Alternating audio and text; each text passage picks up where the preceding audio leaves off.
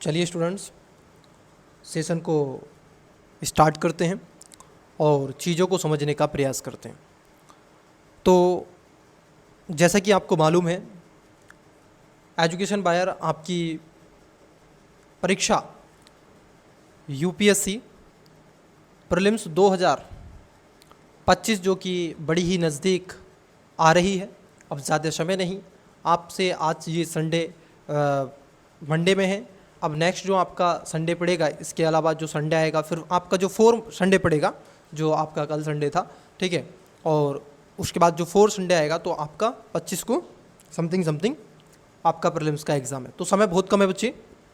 यह 18वां टेस्ट है। इसके बाद में हम 19वां टेस्ट करेंगे, क्योंकि 20 टेस्ट हमें करने हैं जीएस के। तो यह 18वां है, फिर 19वां और फिर 20 आपको 20वां एक टेस्ट। मैंने एक योजना बनाई है बच्चे कि हम आपके साथ में, देखो, एक तो 18वां टेस्ट में सोल्व करूंगा और उसके साथ साथ 19वां टेस्ट सोल्व करूंगा, ठीक है। लेकिन जो टेस्ट नंबर 20 होगा, खासतौर पर बच्चे जीएस का, ठीक है, जीएस पेपर नंबर 1 का, वो हम आपको पीडीएफ, ठीक है, पीडीएफ फॉर्मेट पे हम आपको उपलब्ध करवाएंगे, ठीक है। ये टेलीग्राम पर आपको प्रोवाइड करवा दिया जाएगा। मैं सोल्व नहीं करवाऊंगा, आपको उसको अटैम्प्ट्स करना है, ठीक है। उस टेस्ट को आपको अटैम्प्ट्स करना है, ठीक है। उसके मार्क्स अगर आपके पास ओएमआर सीट हो, ठीक है, बेटर, और नहीं हो तो आप एक पेपर ले लें, उस पर क्वेश्चन लिखें, फिर उसके ऑप्शंस लिखें ऐसे साइड में कि इसका बी होगा, इसका सी होगा, इसका डी होगा, ऐसे स्वयं अपने आप को एनालिसिस करें। फिर उसके एक दिन बाद आपको उसका जो सोल्विंग होगा वो आपको आंसर की प्रोवाइड करवा दी जाएगी, ठीक है। एक तो ये हम देंगे। उसके साथ साथ ये जो अब तक हमने सीसैट के आपसे 8 टेस्ट डिस्कस कर लिए हैं, 8 की पीडीएफ आपको टेलीग्राम पर मिल जाएगी। और मैं जो 9 नंबर का आपका सीसैट का टेस्ट होगा उसको और आपके साथ में डिस्कस करूंगा, ठीक है। और जो 10वें नंबर का आपका सीसैट का टेस्ट होगा बच्चे, उसको हम आपको क्या कर देंगे, उसकी पीडीएफ प्रोवाइड करवा देंगे टेलीग्राम पे, ठीक है। तो वहाँ से आप उसको डाउनलोड करेंगे, उसको भी आप सोल्व करेंगे, ठीक है, स्वयं लगाएंगे वो टेस्ट। तो स्टूडेंट्स, उसके बाद में मेरा जो एक नया है वो हम यूपीएससी के, ठीक है, किसकी तरफ चल रहे हैं हम, यूपीएससी के। हम जैसे ये टेस्ट सीरीज आपकी होगी, लगभग 3 से 4 क्लासेस होंगी, उनसे 3 से 4 क्लासों के बाद में मेरा उद्देश्य रहेगा फिर हम यूपीएससी के जो आपके PYQ, ठीक है, जो आपके प्रीवियस क्वेश्चन पेपर हैं 2000 आपके 14 से 24 तक, लास्ट 10 वर्ष के, उनको हम कवर करने का प्रयास करेंगे, ठीक है। तो चलिए समय ना गवाते हुए सेशन को आगे बढ़ाते हैं। आज की क्लास का पहला क्वेश्चन लेते हैं। अगर आप भी हमारे एजुकेशन बायर सिविल सर्विस यूट्यूब चैनल पर पहली बार हैं, चैनल को सब्सक्राइब नहीं किया कर लीजिएगा, वीडियो को लाइक कर दें, दोस्तों के साथ में जितना हो सके शेयर कर दें। तो चलिए, ये आपका जो टेस्ट है बच्चे, मैं आपको इसके बारे में थोड़ा सा इन्फॉर्म कर दूं। ये आपका फुल लेंथ टेस्ट है। जी हाँ, कैसा है आपका, ये आपका बच्चे फुल लेंथ टेस्ट है और इसमें आपसे सभी क्वेश्चन पूछे जाएंगे, ठीक है। Polity, economy, history, geography, science and tech, और इसमें आपसे 30% करंट अफेयर, ठीक है, पूछा जाएगा। ये टेस्ट आपका एकदम रूबरू आप देखोगे यूपीएससी के प्रीलिम्स को टारगेट करते हुए ये टेस्ट है। बहुत ही अच्छा टेस्ट है बच्चे। जितना आप धैर्यपूर्वक इस टेस्ट को देंगे और अपना एनालिसिस करेंगे, इतना आप बेटर, क्योंकि इसमें क्वेश्चन खासतौर पर वह क्वेश्चन पूछे गए हैं जो आपके कॉन्सेप्चुअली चीज़ों पर आधारित होंगे। तो चलिए समय ना गवाते हुए, आई होप कि आपको ये स्क्रीन पर वीडियो विजुअल हो रहा है, क्वेश्चन आपको विजुअल हो रहा है और मेरी आवाज़ भी आपको ऑडिबल और विजुअल दोनों चीज़ें हो रही हैं। तो पहला क्वेश्चन आपकी स्क्रीन पर है, बताइएगा। आइए देखते हैं। देखिए, वीडियो को पॉज करके इसका राइट आंसर दें। क्वेश्चन क्या है, देखो, जब भी क्वेश्चन को पढ़ें तो थोड़ा सा पेशेंस रखें, ठीक है, एकदम से नहीं भागना है। क्वेश्चन को आराम से पढ़ें एक बार, ठीक है। आपके पास में देखो कितने मिनट होते हैं, 2 घंटे होते हैं बच्चे, 120 मिनट का समय होता है और 100 क्वेश्चन होते हैं। मैं कहूँ आपसे कि आपको हर एक क्वेश्चन को कम से कम 1 मिनट आपको देना चाहिए। 20 मिनट पे तो आप ओएमआर सीट भर ही सकते हैं ना, तो इसलिए 20 मिनट और काट दो। तो 1 मिनट आप देखो आपके पास में है 100 मान लो, ठीक है। तो 100, अब 120 मिनट 100 क्वेश्चन, तो 1 मिनट आपके पास में आराम से 2 बार क्वेश्चन को पढ़ा जा सकता है। तो चलिए आइए देखिए। तो पहला आपके स्क्रीन पर जो क्वेश्चन है ये पूछा गया है, पॉलिटी से पहले क्वेश्चन आपको मिलेंगे, फिर ऐसे अलग अलग तरीके से। ये कह रहा है, निम्नलिखित कथनों पर विचार करें, उपयुक्त में से कितने भारतीय संविधान के अनुच्छेद 13 की परिभाषा के अंतर्गत विधि की श्रेणी में आते हैं। अब स्टूडेंट्स आपने फंडामेंटल राइट्स पढ़ा है, संविधान का आर्टिकल 13 आपने पढ़ा है, और जब आप पढ़ते हैं कि आप सुप्रीम कोर्ट हाई कोर्ट में अगर जाते हैं, या फिर मैं कहूँ जुडिशरी एक्टिविज्म कहूँ, या जुडिशरी रिव्यू कहूँ, या जुडिशरी का वर्चस्व महत्व में कहूँ, तो यहाँ पर 3 ही आर्टिकल आपको मिलते हैं। एक आर्टिकल आपको 13 मिलता है, एक आर्टिकल आपको 32 मिलता है, और एक आर्टिकल 226 मिलता है। ठीक है, 13 के तहत दोनों में जाएंगे, 32 के तहत आप सुप्रीम कोर्ट में जाएंगे, और 226 के तहत आप हाई कोर्ट में जाते हैं। तो आप बताओ बच्चे, जो 13 के अनुसार आपसे पूछा है विधि, ठीक है, विधि की श्रेणी में कौन से आते हैं, तो बताइएगा। पहला बताइएगा, ये कह रहे हैं आपसे संवैधानिक संशोधन। आप मुझे बताइएगा क्या संविधान संशोधन 13 के अंतर्गत आएगा, तो संविधान संशोधन 13 के अंतर्गत नहीं आता। ये किस में आता है, ये 368 में रखा गया, तो ये तो नहीं आएगा।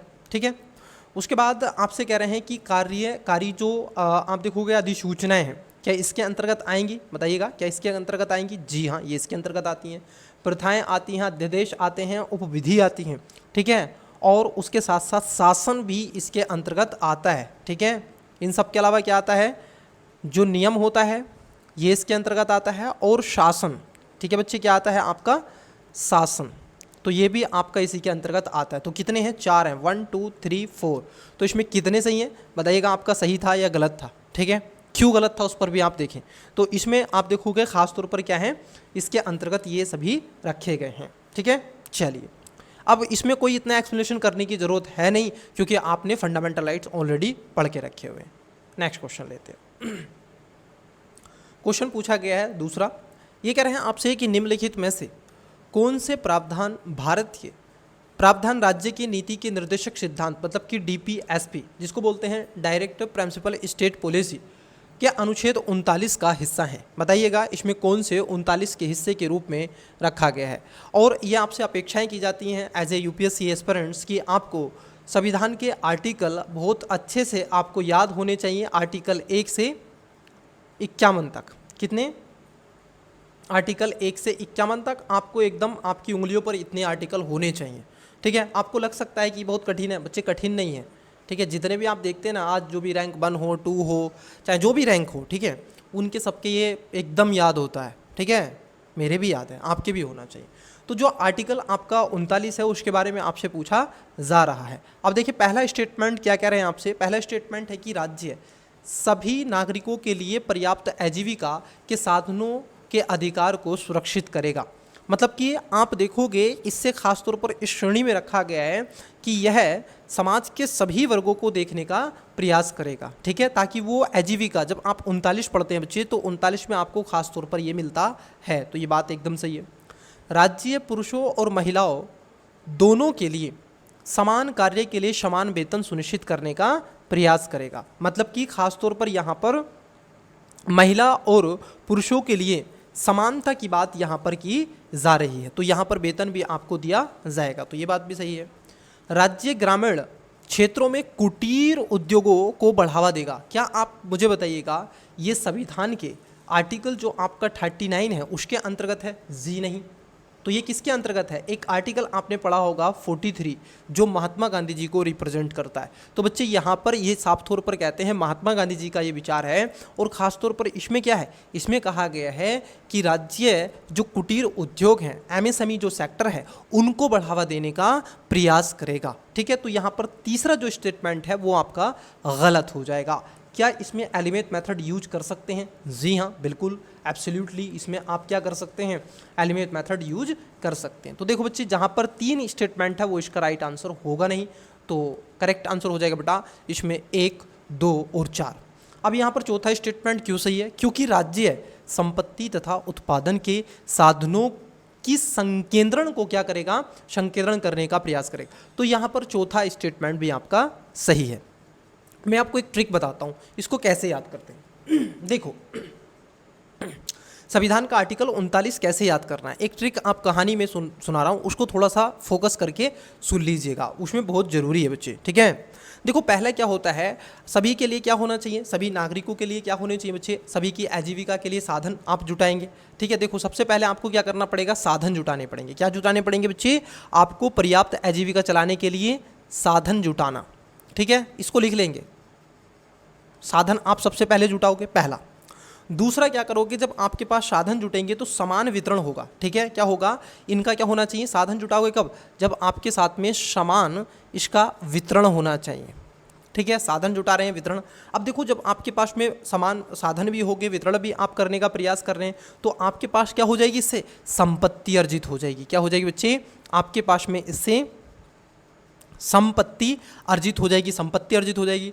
अब जैसे आपके पास में संपत्ति अर्जित हुई तो आप क्या करते हैं, विवाह भी करते हैं। विवाह करते हैं तो आपकी पत्नी भी होती है, और जब पत्नी होती है तो आप पढ़े लिखे व्यक्ति हैं, तो आप क्या कहोगे, समान रूप से वेतन जो होना चाहिए बराबर होना चाहिए। मतलब कि जो मेल हैं और जो फमेल हैं, इनको जो वेतन मिलेगा, ठीक है, जो इनको पे मिलेगा, पेमेंट मिलेगा, ठीक है, जो सैलरी होगी वो भी इक्वल होनी चाहिए। अब आपने ये सब करा तो आप अब क्या करोगे, अब आप क्या करोगे, अपने बच्चे, क्योंकि मैरिज कर लिए हैं तो मैरिज जो बच्चे हैं, बच्चों का क्या करोगे, उनके स्वास्थ्य की देखभाल करोगे। बच्चों को अच्छी क्वालिटी स्टैंडर्ड उनका होना चाहिए, एजुकेशन अच्छा होना चाहिए, हेल्थ अच्छा होना चाहिए, तो इस पर क्या करोगे, बच्चों के बारे में बात करोगे।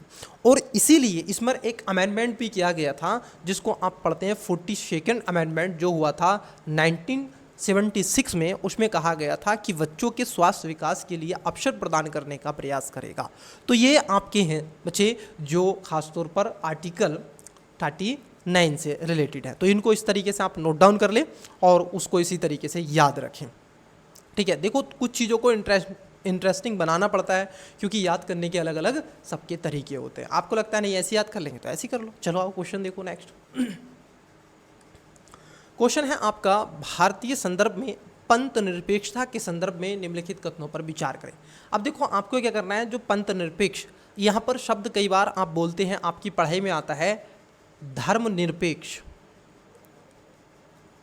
ये जो धर्मनिरपेक्ष शब्द है ना, बड़ा कठोर शब्द है बच्चे, इसीलिए क्योंकि धर्मनिरपेक्ष एक नकारात्मक रिप्रेजेंट करता है। धर्म मतलब कि धर्म एक ब्रॉड टर्मोलॉजी है, ना कि नकारात्मक है, ब्रॉड टर्मोलॉजी। जैसे कहते हैं ना, अपने मूल वचन कर्म धर्म से काम करो, कैसे देखते हैं कि आपको सफलता नहीं मिलती है। जैसे अब आपका धर्म क्या है, जैसे मेरा धर्म है आपको पढ़ाना, मेरा धर्म क्या है बच्चे, आपको पढ़ाना।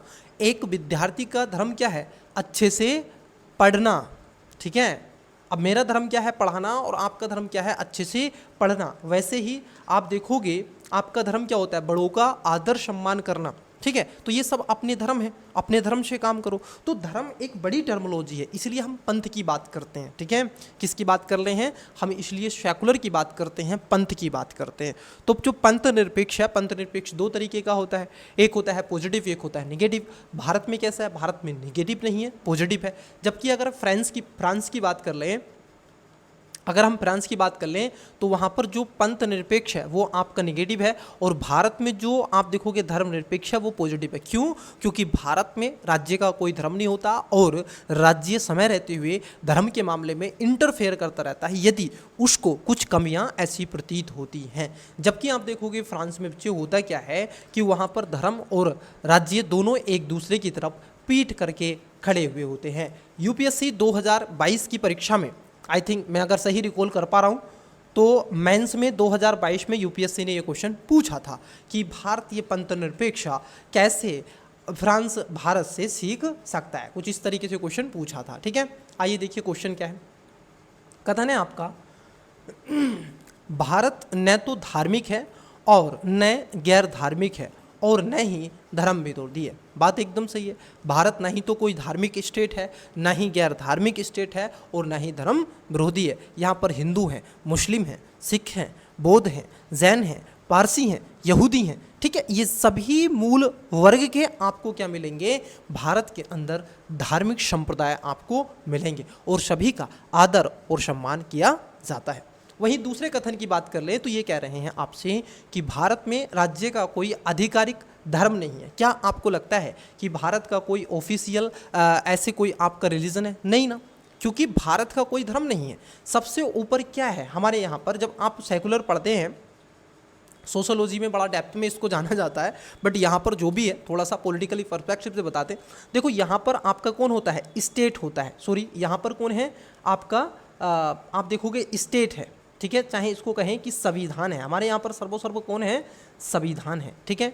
अब इधर क्या है आपका रिलीजन है और इधर क्या है सोसाइटी है, तो सोसाइटी और रिलीजन दोनों नीचे हैं, सर्वोसर्वा कौन है, संविधान है।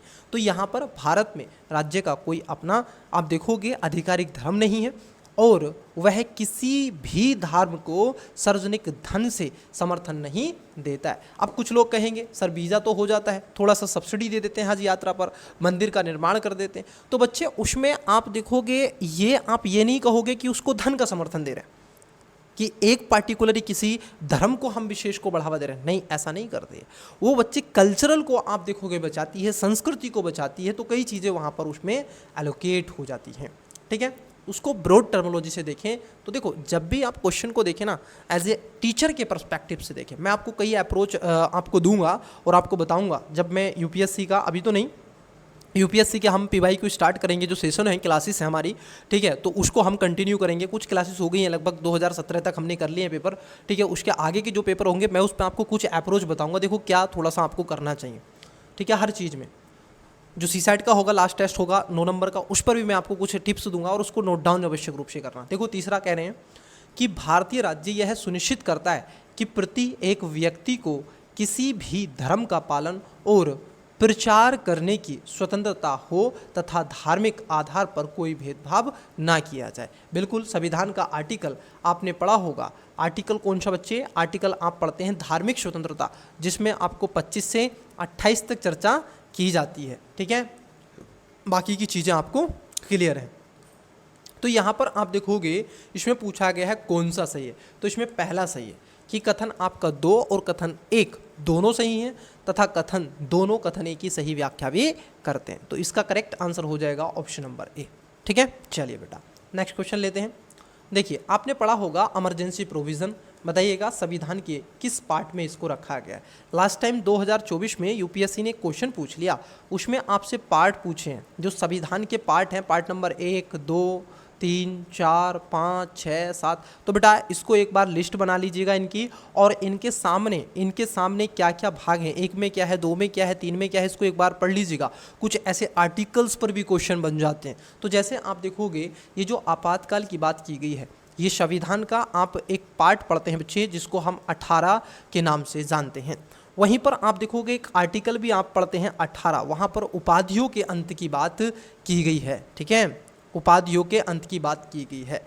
वहीं आप देखोगे ये संविधान के आर्टिकल जो आपातकाल इमरजेंसी जो प्रोविज़न रखा गया है, ये कहाँ से लिया गया है, तो ये आपका जर्मनी से, कहाँ से, वाइमर के संविधान जर्मनी से आपको लिया गया है, ठीक है, आपातकाल। और संविधान का आर्टिकल कहाँ पर है बच्चे, ये संविधान का आर्टिकल 352 से 360 में है। 356 आप पढ़ते हैं वो आपका राज्य आपातकाल के बारे में बताता है। मैं क्यों यहाँ पर इतना फोर्स कर रहा हूँ, क्योंकि अब क्वेश्चन आपको कम मिलेंगे ऐसे, ठीक है। तो ये लगभग लास्ट क्वेश्चन ऐसे मान के चलो, ठीक है। एक और टेस्ट होगा मेरे अकॉर्डिंग, तो बाकी का 20 नंबर का टेस्ट PDF आपको प्रोवाइड करवाया जाएगा, वो आपको करना है सेल्फ, ठीक है। आपको एवेल्यूएट करना है कि मैंने कितने सही किए कितने गलत किए, ठीक है। तो उसको मैं डिस्कस नहीं करूँगा। देखिए तो यहाँ पर आप देखोगे राज्य आपातकाल के बारे में, स्टेट इमरजेंसी प्रोविज़न आप पढ़ते हैं उसके बारे में चर्चा यहाँ पर की गई होती है। तो स्टूडेंट्स इसको थोड़ा सा आपको समझना है, अभी किस स्टेट में है, तो आप कहोगे अभी खास तौर पर मणिपुर के अंदर इसको देखने के लिए आपको मिलेगा, ठीक है। इसके प्रोविज़न क्या है, कितने समय तक के लिए इसको बढ़ाया जा सकता है, कम किया जा सकता है, तो वहाँ से भी ये क्वेश्चन बन जाते हैं। तो वैसे ही आपसे आपातकाल पर ये क्वेश्चन पूछे गए हैं। अब पहला स्टेटमेंट है आपका, राष्ट्रीय आपातकाल की स्थिति में केंद्र सरकार राज्य सूची के विषयों पर कानून बना सकती है। देखो होता क्या है स्टूडेंट्स, जो जब इमरजेंसी प्रोविज़न वहाँ पर हो जाता है तो जो वहाँ की सरकार होती है वो स्थगित कर दी जाती है।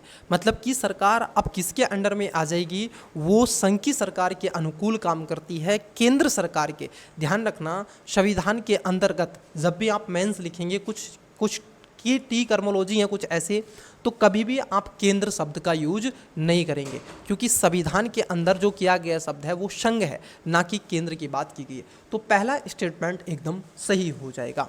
दूसरा है कि संविधान के अनुच्छेद 19 के तहत प्रदत्त मूल अधिकार सशस्त्र विद्रोह या फिर वाह आक्रमण के आधार पर आपातकाल की स्थिति में स्वतः निलंबित हो जाता है। देखो बच्चे, यहाँ पर एक शब्द बोला गया है, कई बार आप कहोगे जी हाँ ये बात तो सही है, लेकिन थोड़ा सा इसको समझना। यहाँ पर एक शब्द रखा गया है कि देखो यहाँ पर जो है ये जो मूल अधिकार हैं और सशस्त्र विद्रोह और बाह्य आक्रमण, ठीक है। और एक पहले था ये आंतरिक अशांति, लेकिन हुआ क्या था, 44 कॉन्स्टिट्यूशन अमेंडमेंट जो किया गया था, ठीक है, जो आपका 44वां संविधान संशोधन था, ठीक है, जो आपका 1978 में किया गया था स्टूडेंट्स। तो उसमें वहाँ जो आपका सशस्त्र, पहले आंतरिक अशांति थी तो उसको सशस्त्र विद्रोह कहा गया, लेकिन ध्यान रखना जो आर्टिकल 19 है वो जो निलंबित होता है वो सशस्त्र विद्रोह पर नहीं, जबकि जो बाह्य आक्रमण अगर होगा तो वहाँ पर हो जाता है। सशस्त्र विद्रोह यहाँ पर काम नहीं करता है। तो यहाँ पर आप देखोगे दूसरा स्टेटमेंट गलत है। अब यहाँ पर देखो बच्चे, बेटा ये जो दूसरा स्टेटमेंट आपका गलत हुआ तो एलिमेंट मेथड आप यूज कर सकते थे, तो नंबर आपका जहां 2 है उसको हम कट कर देंगे, तो करेक्ट आंसर क्या हुआ, ए हुआ। कुछ आपको एक थॉट प्रोसेस आपका, मुझे उम्मीद है कि इतनी क्लासेस आपने अगर अच्छे से कवर की हैं तो आपका कुछ तो थॉट प्रोसेस डेवलप निश्चित ही रूप से क्या है हुआ है। तो इसलिए मेरा कहने का तात्पर्य ये बच्चे कि इस थॉट प्रोसेस के साथ ही आप क्वेश्चन को अटेम्प्ट करें। अब देखो घबराना तो कदापि नहीं है, ठीक है, घबराना एकदम नहीं है। तीसरा स्टेटमेंट है कि संघ और राज्यों के बीच में राजस्व के वितरण को राष्ट्रपति द्वारा परिवर्तित किया जा सकता है। बिल्कुल ये बात एकदम सही है। तो यहाँ पर 1 और 3 आपका करेक्ट आंसर हो जाएगा, ठीक है। चलिए नेक्स्ट क्वेश्चन लेते हैं, पढ़िएगा क्वेश्चन। देखिए, निम्नलिखित में से किन परिस्थितियों में राज्यपाल स्वतंत्र रूप से कार्य कर सकते हैं। मतलब कि राज्यपाल स्वतंत्र रूप से कार्य कर सकते हैं, अर्थात विवेकाधीन शक्तियों का प्रयोग कर सकते हैं। क्यों करता है, एक आपने संविधान का आर्टिकल पढ़ा होगा बच्चे, आर्टिकल 200। जब आप 200 को पढ़ते हैं, अब मैं जब पर्सनली रिवीजन करता हूँ तो मैं एक शब्द बोलता हूँ, ठीक है, बट यहाँ पे नहीं बोलूँगा क्योंकि वो अनुचित शब्द है। मैं उसको कभी कभी हंसी में बोलता हूँ, लेकिन मैं यहाँ पर नहीं बोलूँगा क्योंकि ये क्लास सब व्यक्ति देखते हैं, तो उससे क्या होता है, एक टीचर की छवि खराब होती है ना। तो मैं ऐसा कोई शब्द, वो अच्छा ही शब्द है, उसमें कोई नहीं है। कहते हैं कि जो आर्टिकल 200 के तहत में विवेकाधीन शक्ति के अनुसार जो राज्यपाल होते हैं वो सांप की तरह कुंडली मार करके बैठ जाते हैं। अर्थात कहने का तात्पर्य ये बच्चे, यहाँ पर निगेटिव सेंस में ना लें, कहने का तात्पर्य ये है कि वो बिल को कई बार पास नहीं करने देते हैं। जैसे कि अब पी रवि की बात अगर हम करें, जो अब जो तमिलनाडु में आपने देखा होगा स्टालिन है, ठीक है, वो तो वहाँ के सीएम है, तो उसके साथ साथ वैसे ही केरल में आपको देखने को मिलेगा, ठीक है। तो ऐसी कई चीज़ें आपको मिलती हैं, और ये खासतौर पर वहाँ मिलता है जब विपक्ष दल की सरकार हो, ठीक है, केंद्र में या फिर राज्य में, तो वहाँ पर आपको ये सब चीज़ें मिलती हैं। तो उनके बारे में आपसे पूछा गया, तो विवेकाधीन शक्तियाँ कहाँ होंगी। जैसे जब राज्यपाल की राय में राज्य में संवैधानिक तंत्र विफल हो गया हो और वे राष्ट्रपति शासन की सिफारिश करते हो, तो उस कंडीशन में क्या होता है बच्चे, ऐसी स्थिति में वहाँ पर आपातकाल, मतलब कि विवेकाधीन शक्तियों का क्या कर सकते हैं, वो प्रयोग कर सकते हैं। क्योंकि संविधान का आर्टिकल आपने देखा होगा, उसी के अनुसार वहाँ पर राज्य आपातकाल भी लगाया जाता है कि नहीं। तो यहाँ पर ये मंत्रिपरिषद की सलाह से उसको भेजी गई रिपोर्ट होती है, तो वो वहाँ पर वो यूज कर सकते हैं। तो पहला जो स्टेटमेंट है वो एकदम सही है, बिल्कुल कर सकते हैं। दूसरा है कि जब राज्यपाल राज्य विधानमंडल द्वारा पारित विधेयक को राष्ट्रपति के विचार विमर्श के लिए क्या कर सकते हैं, सुरक्षित। मैंने अभी जिक्र किया कि किस तरीके से इच्छाधारी नाग की तरह कुंडली मार करके बैठ जाते हैं, बोलते नहीं है कुछ भी, और उसके में कोई टाइम टेकिंग लिमिट नहीं है कि आपको ये XYZ टाइम पर क्या करना पड़ेगा, आपको जरूर रूप से पारित करना पड़ेगा या जो भी रिप्लाई देना पड़ेगा, बट ऐसा कुछ भी नहीं कहा गया उसमें, ठीक है। तीसरा स्टेटमेंट है कि जब राज्य में चुनाव के बाद किसी भी दल को स्पष्ट बहुमत ना मिलने की स्थिति में राज्यपाल मुख्यमंत्री की नियुक्ति कर सकते हैं। ऑब्वियसली ये बात एकदम सही है।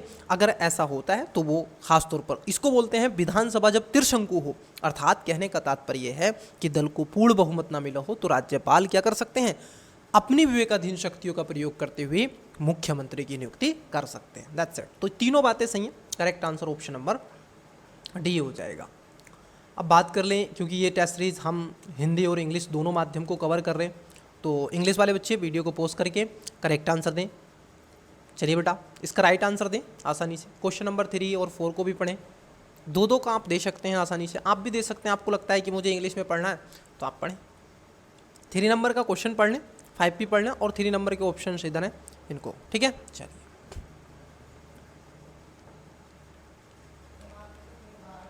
चलिए देखिए क्वेश्चन थोड़ा जूम कर लेते हैं ताकि आपको क्वेश्चन दिख सके। ये कह रहे हैं आपसे कि भारतीय न्यायपालिका के लिए 1997 की आचार संहिता के संबंध में निम्नलिखित कथनों पर विचार कीजिए जो हाल ही में समाचारों में देखी गई। यहाँ पर एक शब्द बोला गया है 1997 की आचार संहिता, जरा समझना 1997 की आचार संहिता, ठीक है, उसके बारे में आपसे पूछा गया है। अब यहाँ पर 3 स्टेटमेंट आपको देके रखें। अब देखो पहला स्टेटमेंट क्या है, जरा इसको समझिए। पहला स्टेटमेंट क्या है, ये कह रहे हैं कि यह आचार संहिता 1968 के न्यायाधीशों जांच अधिनियम के तहत संहिताबद्ध की गई है। क्या ऐसा है, मुझे बताइएगा, क्या ऐसा है कि ये इनके तहत इसको संहिताबद्ध किया गया है? क्योंकि आदर्श आचार संहिता अलग है और ये जो आपका न्यायाधीशों की जांच अधिनियम है ये अलग है, ठीक है। तो यहाँ पर ये आपका गलत हो जाएगा, ठीक है। तो इसको ध्यान में आपको रखना है कि नहीं? तो यहाँ पर इसको ध्यान में रखना है। तो पहला स्टेटमेंट क्या है, गलत है। दूसरा स्टेटमेंट है आपका कि इसमें उन मानकों का विवरण है जिन्हें न्यायाधीशों को अपनी आधिकारिक जिम्मेदारियों का निर्वहन करते समय पालन करना चाहिए। मतलब कि जब आप देखोगे जो जजेस होते हैं जब वो केसेस सुनाएं या फिर जो भी कार्य वो कर रहे हैं तो कुछ विशेष ऐसे बिंदुओं को क्या करें, ध्यान में रखें। तो ये जो सेकंड स्टेटमेंट है आपका, जो आपका सेकंड स्टेटमेंट है, ये आपका सेकंड स्टेटमेंट एकदम सही हो जाएगा।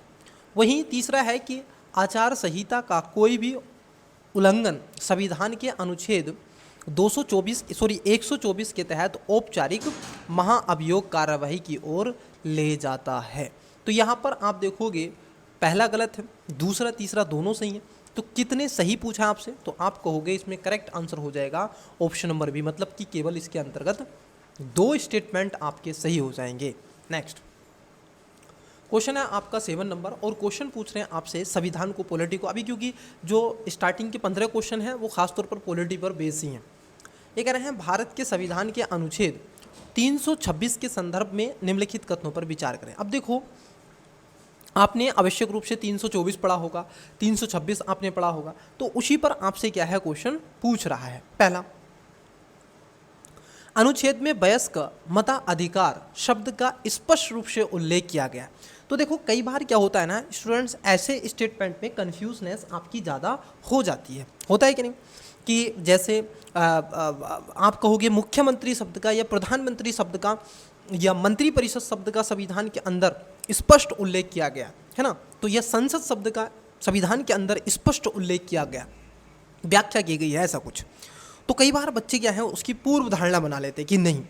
बताइए बच्चे मुझे एक बात बताइए, भारत में जो आपका जो वोट देने का अधिकार है, जो वोटिंग है, वो क्या है? एक संवैधानिक अधिकार है, मतलब कि कानूनी अधिकार है। और ख़ास तौर पर अब तो आप देखोगे पहले तो 21 वर्ष था, लेकिन 61वें संविधान संशोधन के अनुसार वो 21 से क्या कर दिया तत्कालीन सरकार ने, आप देखोगे उसको 18 वर्ष कर दिया गया। तो आज क्या है, ये सभी को जितने भी वयस्क मताधिकार की बात की गई है, जो 18 वर्ष की आयु को आप देखोगे फॉलो करता है, जिसकी आयु 18 ईयर्स हो चुकी है, तो उसको वोट देने का राइट है, यदि उसका नाम निर्वाचित मतदाता सूची के अंतर्गत आता है तो यहाँ पर पहला सही है। दूसरा है कि 61वां संविधान संशोधन अधिनियम 1988 द्वारा इस अनुच्छेद में संशोधन कर मतदाता की न्यूनतम आयु में कमी की गई। तो ये बात क्या हो जाएगी आपकी सही हो जाएगी। तीसरा है कि संविधान के अनुच्छेद 326 के अंतर्गत मत देने का अधिकार कुछ अपात्रताओं के अधीन है, जैसे कि निवास न होना, मानसिक अवस्था या फिर कुछ अपराधों में दोष सिद्धि आदि। तो देखो बच्चे आपका जो तीसरा स्टेटमेंट है ये भी आपका सही हो जाएगा।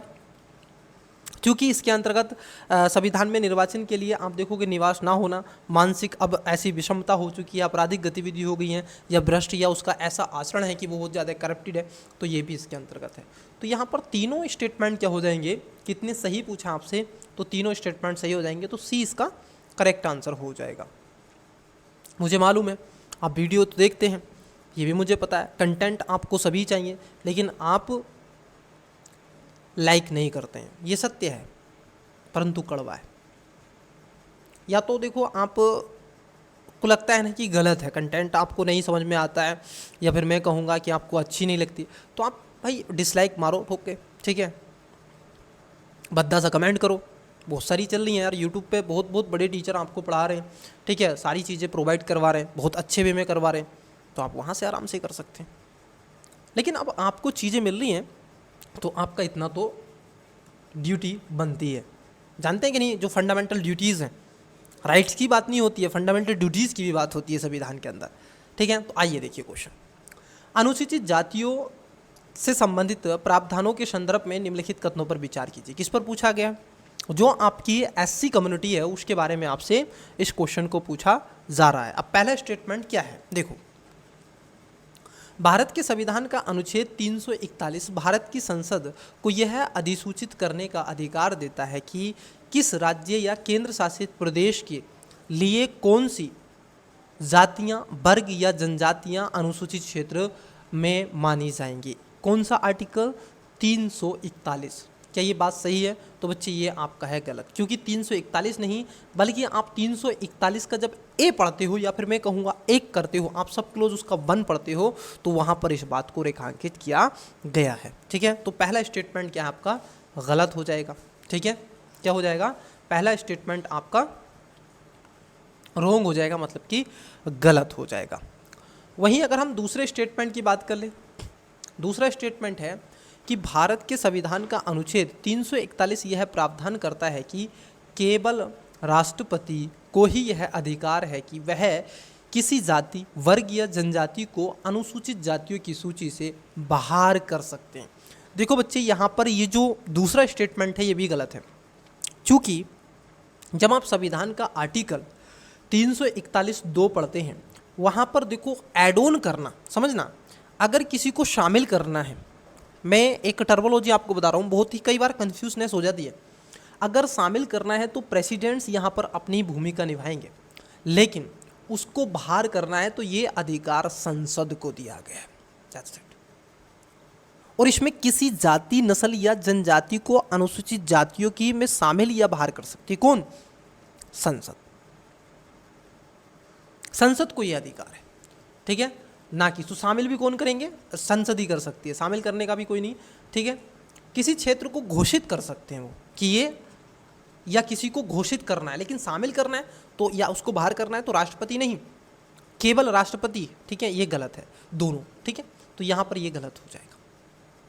तीसरा स्टेटमेंट है कि सर्वोच्च न्यायालय ने राज्यों को अनुसूचित जाति, मतलब कि आप देखोगे एससी, और अनुसूचित जनजाति एसटी में उपश्रेणियां बनाने की अनुमति दी है, ताकि आरक्षण संबंधी लाभों का न्यायपूर्ण वितरण सुनिश्चित किया जा सके। तो मतलब कि आप देखोगे, आपने पढ़ा होगा, जब आप बात करते हैं संविधान का आर्टिकल, आपने आवश्यक रूप से पढ़े होंगे, ये मैं उम्मीद करके चलता हूँ।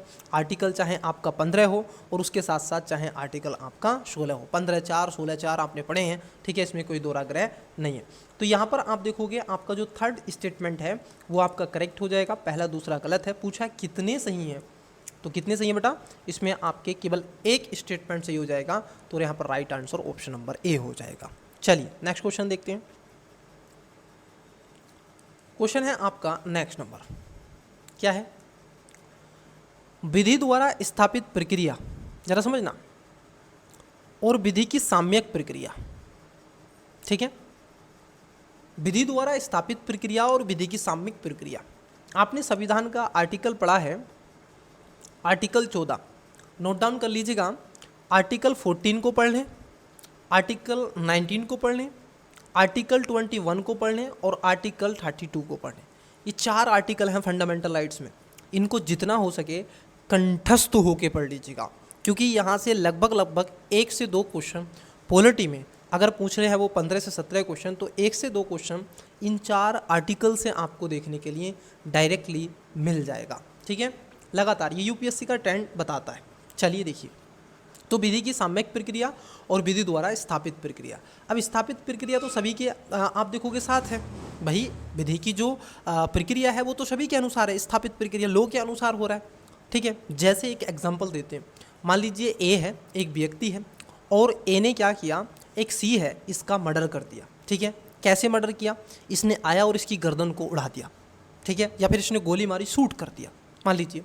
अब मान लीजिए ए ने क्या किया, अब एक डी है, अब एक डी है, डी ने क्या किया, एक सी था, ठीक है, उसको क्या किया, उसको चाकू से गोद दिया, बहुत जगह उसने गोद दिया, पहले उसको बांधा, फिर उसको चाकू से गोंदा, फिर बहुत सारी चीज़ें, उसको तड़पाया। अब मुझे बताइएगा, इसमें भयानक तरीके से मारा दोनों ने, मर्डर दोनों ने किया, लेकिन सबसे ज़्यादा भयानक जो मर्डर किया वो किसने किया, वो डी ने किया है। इसमें भी तो सबसे ज़्यादा जो सज़ा मिलनी चाहिए, देखो दोनों ने क्या किया है, मर्डर किया है, लेकिन इसमें सबसे ज़्यादा जो दयनीय हत्या की है वो किसने की है, वो डी ने की है। ए ने तो एक फिर में शूट कर दिया, गोली मारी, ख़त्म कहानी। ठीक है, लेकिन यहाँ पर डी ने क्या किया है, उसको बहुत बुरी तरीके से मारा। तो यहाँ पर डी, अब यही जो है डी, यही आपकी विधि द्वारा साम्यक प्रक्रिया, तो इसको सज़ा इससे ज़्यादा मिलनी चाहिए। अब लेकिन आप कहोगे सर ये तो मारा है मतलब कि विधि की स्थापित प्रक्रिया, जो सज़ा अब ए को है वही सज़ा डी को मिलनी चाहिए। लेकिन विधि की साम्यक जो प्रक्रिया वो कहती है कि नहीं, इसमें ये भी तो देखो कि उसने मर्डर तो किया है, मर्डर किया कैसे है, धारदार हथियार से किया है या फिर बस कुट्टल से किया है। धारदार से करोगे तो एक में कर दोगे, और यदि कुट्टल से करोगे तो ऐसे घिसोगे, और जब घिसोगे तो कुछ टाइम लगेगा और आप उसको तड़पा रहे हो। ठीक है, तो ये यहाँ पर अंतर आपको मिलता है। तो एक एग्जाम्पल मैंने ऐसा लिया है। ठीक है, चलिए, तो यहाँ पर अब आपसे पूछा जाएगा, पहला कह रहे हैं कि विधि द्वारा स्थापित प्रक्रिया विधायिका द्वारा पारित विधियों की प्रक्रियात्मक वैधता की जांच करती है। क्या है, प्रक्रियात्मक वैधता की जांच करती है। तो पहला स्टेटमेंट आपका सही हो जाएगा। विधि साम्यक प्रक्रिया यह सुनिश्चित करती है कि विधि न्याय संगत, निष्पक्ष और उचित हो और मनमानी ना हो। सही बात है, वो मनमानी नहीं होनी चाहिए। ठीक है, वो उचित होनी चाहिए, यही तो है भाई, विधि की साम्यक प्रक्रिया उचित होनी चाहिए, न्याय आप देखोगे न्याय संगत होनी चाहिए, निष्पक्ष होनी चाहिए, उचित होनी चाहिए, पारदर्शी होनी चाहिए। ठीक है, तो कई चीज़ें इसमें हैं। और इस बात को मेनका गांधी जो मामला हुआ था 1978 का, उसमें संविधान के अनुच्छेद 21 के दायरे को व्यापक बना दिया गया, जिसमें विधि की साम्यक प्रक्रिया की धारणा को भी शामिल कर लिया गया था। तो स्टूडेंट्स यहाँ पर पहला, दूसरा, तीसरा तीनों बातें आपकी क्या हो जाएंगी, सही हो जाएंगी, मतलब कि करेक्ट जो राइट आंसर होगा ऑप्शन नंबर सी हो जाएगा। चलिए नेक्स्ट क्वेश्चन देखते हैं। अच्छा, एक क्वेश्चन आपसे पूछा जाए, देखिए अभी आपने बफ के बारे में पढ़ा होगा। ठीक है, मैं इसके बारे में थोड़ा बता दूंगा, क्योंकि अब थोड़ा करंट में रहा है तो ये करंट अफेयर पर है, लेकिन फिर भी आपसे ये अपेक्षाएं की जाती हैं कि आप उस करंट अफेयर से रूबरू रहें, क्योंकि आपको यूपीएससी का एग्ज़ाम देना है, तो आपने पॉलिटी का करंट अफेयर आवश्यक रूप से कवर किया होगा। देखो, निम्नलिखित में से कौन सा विकल्प इस्लामिक कानून के तहत बफ को सर्वोत्तम रूप से परिभाषित करता है। बफ क्या है, और ये पारित भी हो गया। बफ एक जो कानून है बच्चे, ये इस बात का संरक्षण करता है ऐसे मुस्लिम कम्युनिटी को, इस्लामिक धर्म को, कि किसी व्यक्ति के द्वारा अपनी निजी संपत्ति अगर धर्म के नाम पर दान दी जाती है, भेंट की जाती है, और उसमें धार्मिक कुछ ऐसे स्थान सुनिश्चित कर दिए जाते हैं, तो वो जो संपत्ति हो जाएगी वो अल्लाह की हो जाएगी, वो ईश्वर की हो जाएगी, वो मौला की हो जाएगी। समझे कि नहीं, वो संपत्ति अल्लाह की हो जाएगी। जैसे मैं आपसे कहूँ कि कुछ ऐसे क्या हो सकते हैं, ईदगाह, ठीक है, क्या होते हैं, ईदगाह, जहाँ पर ये लोग नमाज भी पढ़ लेते हैं कई बार, तो उस संपत्ति को कहा जाता है कि यदि एक मुस्लिम व्यक्ति के द्वारा अपनी संपत्ति, निजी संपत्ति अगर धर्म के नाम पर दी गई है तो वह ईश्वर की संपत्ति कहलाती है। तो वो वक्फ के तहत क्या थी, उसका संरक्षण था। अब सरकार ने एक कानून लेकर के आई है, पारित भी हो गया है। अब उसमें क्या है, 7 जनों की कमेटी होती है, और उसके अंतर्गत जो होते हैं उसमें अन्य धर्म के व्यक्ति भी क्या होंगे, शामिल कर दिए जाएंगे, ताकि उसका संरक्षण कैसे किया जा सके। और यहाँ पर जो आपका डीएम होता है, कलेक्टर होता है, उसको पावर यहाँ पर क्या है, थोड़ी ज़्यादा दे दी गई है।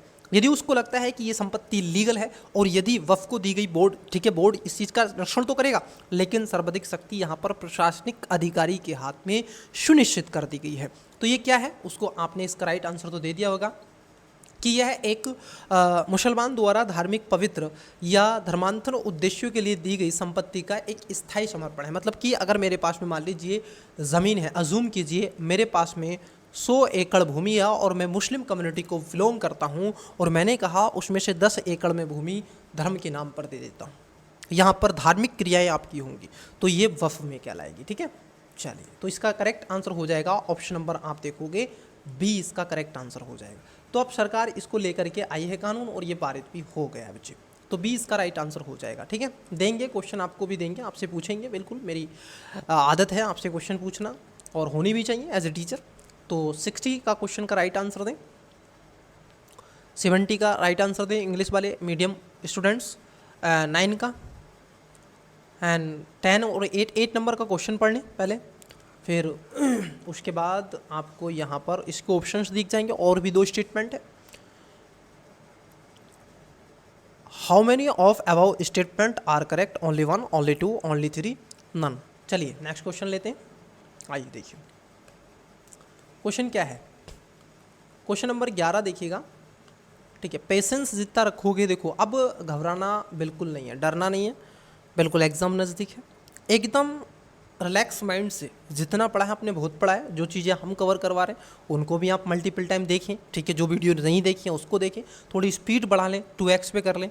ठीक है, अगर आपको लगता है 1.5 पे कर लें, 1.25 पे कर लें, थोड़ी स्पीड बढ़ा लें। अगर आपकी कोई बैक में क्लासेस रही हैं तो आप उसको ज़रूर देखें, क्योंकि वहाँ से देखो यूपीएससी के प्रॉब्लम्स में जितनी प्रैक्टिस आप करोगे ना, इतना बेनिफिट आपको होगा। चाहे वो टेस्ट सीरीज हो, मैंने टेस्ट सीरीज आपको लगभग मैं आपको बता दूँ 17 दूनी 34 लगभग में आपको अब तक मैं आपको बता दूं कि 40 टेस्ट मैं आपको अब तक करवा चुका हूं, 40, और यूपीएससी के 10 साल के और पेपर लगा लो तो लगभग आप देखोगे 50 से 60 में आपको ऐसे यूपीएससी के डिफरेंट टाइप के मैं आपको टेस्ट और ये सब चीज़ें लगवा चुका हूँ। अब कहने का तात्पर्य ये बच्चे कि एक में होते हैं आपके कितने 100 क्वेश्चन, और इसको 100 को कर दो बच्चे 60 से मल्टीप्लाई, तो कितना 6000 क्वेश्चन मैं आपके साथ में डिस्कस करने वाला हूँ। 6000 क्वेश्चन, ज़रा देखिएगा, बहुत क्वेश्चन होते हैं बच्चे। ठीक है, 6000 क्वेश्चन बहुत से एफिशिएंट हैं। चलिए आइए, और उसमें सीसैट के छोड़ दिए मैंने अलग। तो यहाँ पर 11 नंबर का क्वेश्चन है, निम्नलिखित में से कौन सा भारत सरकार अधिनियम 1935 के तहत संघीय योजनाओं की विफलता का एक कारण था। मतलब कि जो संघीय योजनाओं की विफलता का एक कारण क्या था, जो भारत शासन अधिनियम 1935, आपको क्या पढ़ना है, 1909 पढ़ना है, 1919 पढ़ना है और 1935 पढ़ना है, ये आपको आवश्यक रूप से पढ़ना है। ठीक है, इनको अलग अलग डिफरेंट एंगल से पढ़िएगा इनको। तो वो क्या था, उसमें था खासतौर पर जो रियासतों का शामिल होने से इनकार करना। ठीक है, ये कह रहे हैं भारतीय राष्ट्रीय कांग्रेस का विरोध नहीं बच्चे, द्विसदनीय विधायिका का अभाव नहीं, ये तो था इसमें। गवर्नर जनरल की कार्य जो आप देखोगे कार्यालय का उन्मूलन नहीं, गवर्नर जनरल को तो शक्ति या विशेषाधिकार दिए गए थे। इसमें खासतौर पर था जो रियायतें थीं उनका शामिल ना होना, उनको इनकार कर देना, क्योंकि उन्होंने कहा था कि हमारी जो स्वायत्ता है वो छीन ली जाएगी। परंतु तत्कालीन गवर्नर ने ये आश्वासन दिया था इनको कि देखिए महोदय, आप राजा हैं इस देश के, आपकी जो रियासत है वो ऐसी ही बनी रहेगी चाहे सरकार किसी की भी बनो। आप चाहते हैं कि हम आप देखोगे संविधान को नहीं स्वीकार करना चाहते, हम पार्लियामेंट में नहीं जाना चाहते, क्योंकि हम एक प्रांतीय सरकार को चलाना चाहते हैं और हम प्रांतीय सरकार में ही रहना प्रेफर करते हैं, तो इसलिए आप स्वतंत्र भी रह सकते हैं। फिर आपने पढ़ा होगा after of independence in India, और उसमें कई चीज़ें आपने देखी होंगी, देखी हैं कि नहीं बताइएगा।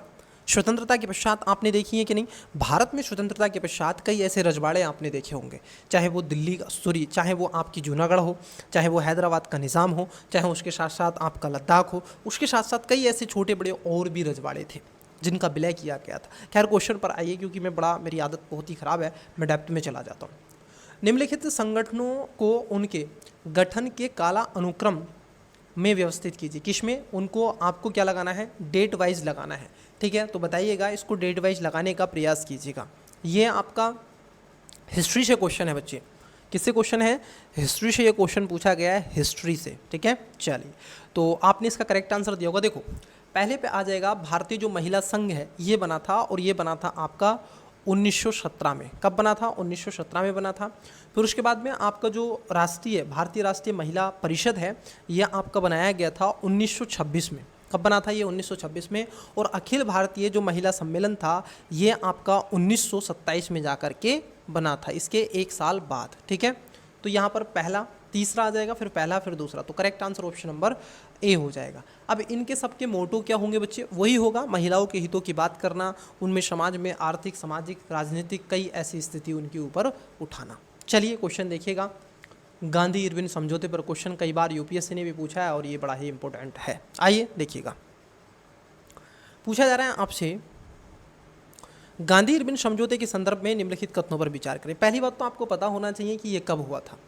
आपने पढ़ा होगा कि 5 मार्च 1931 को गांधी इरविन समझौता हुआ था। अब आपको क्या करना है? आपको उन व्यक्तियों का नाम बताना है जिन्होंने गांधी और इरविन के बीच में यह समझौते को आप देखोगे लाने का प्रयास किया था।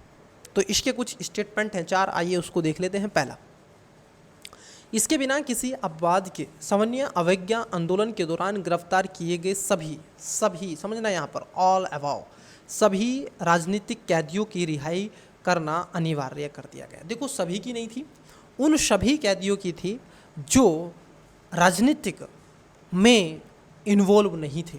तो यहाँ पर पहला स्टेटमेंट क्या है वो आपका गलत है। ठीक है, पहला स्टेटमेंट गलत है। पूछा है कितने सही है, पेयर वाला क्वेश्चन है। दूसरा है, इसमें सवर्ण अवज्ञा आंदोलन के दौरान लागू किए गए अध्यादेशों को वापस लेना शामिल था। जी हाँ, इसमें कई ऐसे अध्यादेश थे तो इसको वापस लेना था, ये भी बात सही है महात्मा गांधी जी के, क्योंकि आपको क्या करना पड़ेगा? अब आंदोलन को वापस लेना पड़ेगा, समापन करना पड़ेगा।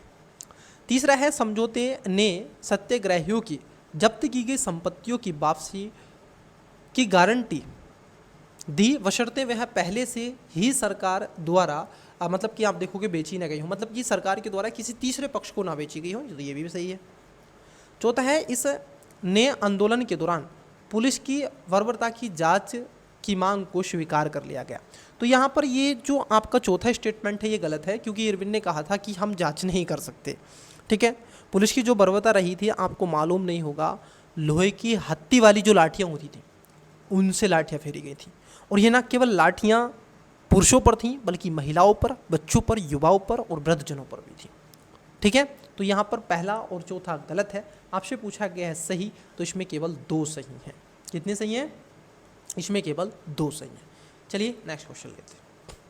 फिर इसके बाद में, क्योंकि ये अब गोलमेज सम्मेलन में भाग लेंगे जो कि आपका 1931 में हुआ था, सेकेंड गोलमेज सम्मेलन। प्राचीन भारतीय स्थलों के संदर्भ में निम्नलिखित कथनों पर विचार करें। अब आपसे जो स्थल है बच्चे वो पूछे गए हैं। ठीक है, बताइएगा। पहला स्टेटमेंट है आपका एरण। देखो बच्चे, जो एरण पड़ता था ये एरण आपका पंजाब में पड़ता है, ये बात एकदम सही है। एक प्राचीन स्थल है। ठीक है, एरण जो है, ठीक है, एरण क्या है? एक प्राचीन ये पंजाब में नहीं पड़ता है बच्चे, ये पंजाब में नहीं पड़ता है, सॉरी, ये आपका पड़ता है कहाँ पर?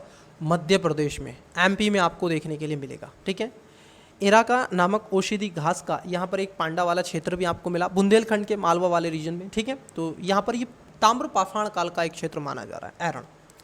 दूसरा है जिसको बोल रहे हैं आपका भिरडाना। जो भिरडाना क्षेत्र है बच्चे ये आपका पड़ता है H4 हरियाणा में।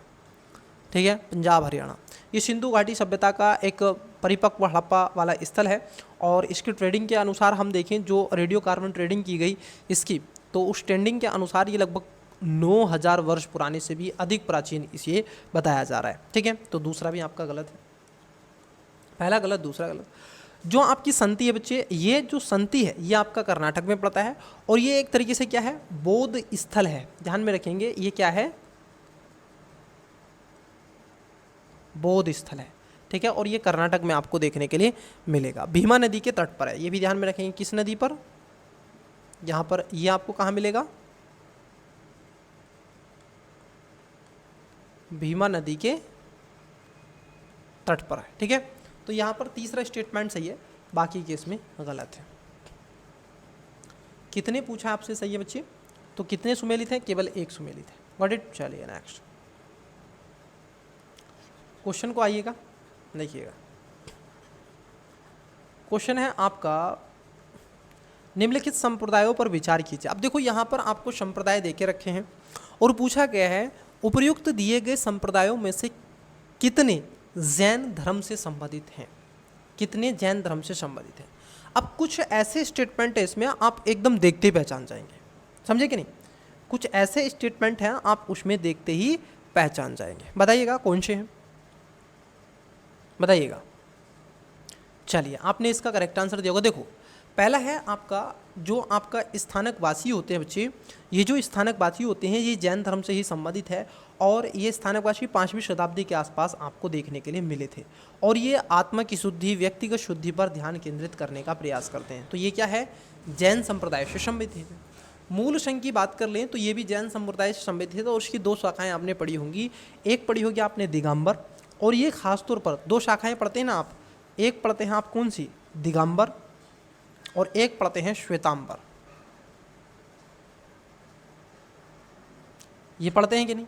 जो बच्चे आपने दिगंबर आवश्यक रूप से पढ़ी होगी तो ये सॉरी ये दिगंबर पढ़ी होगी तो ये क्या होते हैं? ये नग्न होते हैं। दिगंबर साउथ इंडिया में आपको मिलेंगे, लेकिन जो श्वेतांबर होते हैं ये सफ़ेद वस्त्र धारण करे हुए रहते हैं और ये जो मूल संघ है ये श्वेतांबर शब्द को ही क्या करता है? रिप्रेजेंट करता है। किसका? ये आप देखोगे ये दिगंबर शब्द को, ना कि श्वेतांबर को, ये दिगंबर शब्द को ही जो मूल संघ है ये दिगंबर को क्या करता है? रिप्रेजेंट करता है। तो ये भी जैनिज्म से संबंधित है। लेकिन यहाँ पर देख रखा है आपका स्थिरवीरवादी, तो ये आपका जैन नहीं है, ये बुद्धिज़्म है। और बुद्धिज़्म की एक शाखा आपने पढ़ी होगी जिसको विस्तारवादितान बोलते हैं, या फिर आप बोलते हैं स्थिरवाद बोलते हैं, या फिर इसको थेरवाद के नाम से भी जाना जाता है। पढ़ी होगी ना आपने, बिरजयान, महायान और उसी में आती है थेरवाद। तो ये थेरवाद की शाखा है, ठीक है।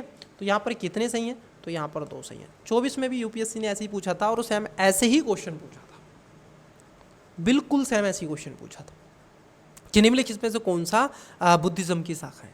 तो उसमें से 2 सही थे। पहला जो था वो जैनिज्म से था और बाकी के नीचे के दोनों वो आपके बुद्धिज़्म से थे, ठीक है। चलिए नेक्स्ट क्वेश्चन लेते हैं।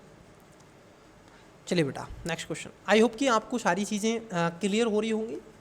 चलिए बेटा देखिए 15वीं शताब्दी के भारत के बारे में अफगान नाशी निकितिन द्वारा की गई निम्नलिखित टिप्पणियों पर विचार करें। किसके द्वारा? एक अफगान का आप देखोगे भारत की तरफ आया था जिसका नाम था निकितिन, ठीक है। कौन था? निकितिन। अब उसने भारतीय कल्चर के बारे में, भारतीय संस्कृति के बारे में, भारतीय समाज के बारे में, भारतीय स्थिति के बारे में उसने बताया था।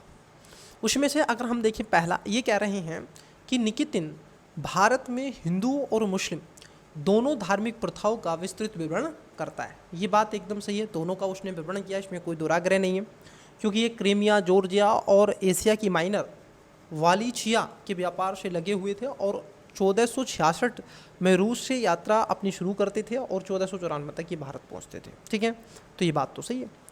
उन्होंने वीदर को बहमनी संतलत के तहत घोड़े के व्यापार और ब्रोकेड उत्पादन के लिए एक प्रमुख केंद्र के रूप में वर्णित किया। तो दूसरा स्टेटमेंट यहाँ पर एकदम सही है, क्योंकि बहमनी साम्राज्य आपने हिस्ट्री के, जैसे कि आप स्टूडेंट्स हैं, आपने जाना भी होगा। उनका उल्लेख भारतीय संस्कृति और समाज पर एक तटस्थ दृष्टिकोण को दर्शाता है। शब्द क्या है यहाँ पर? तटस्थ।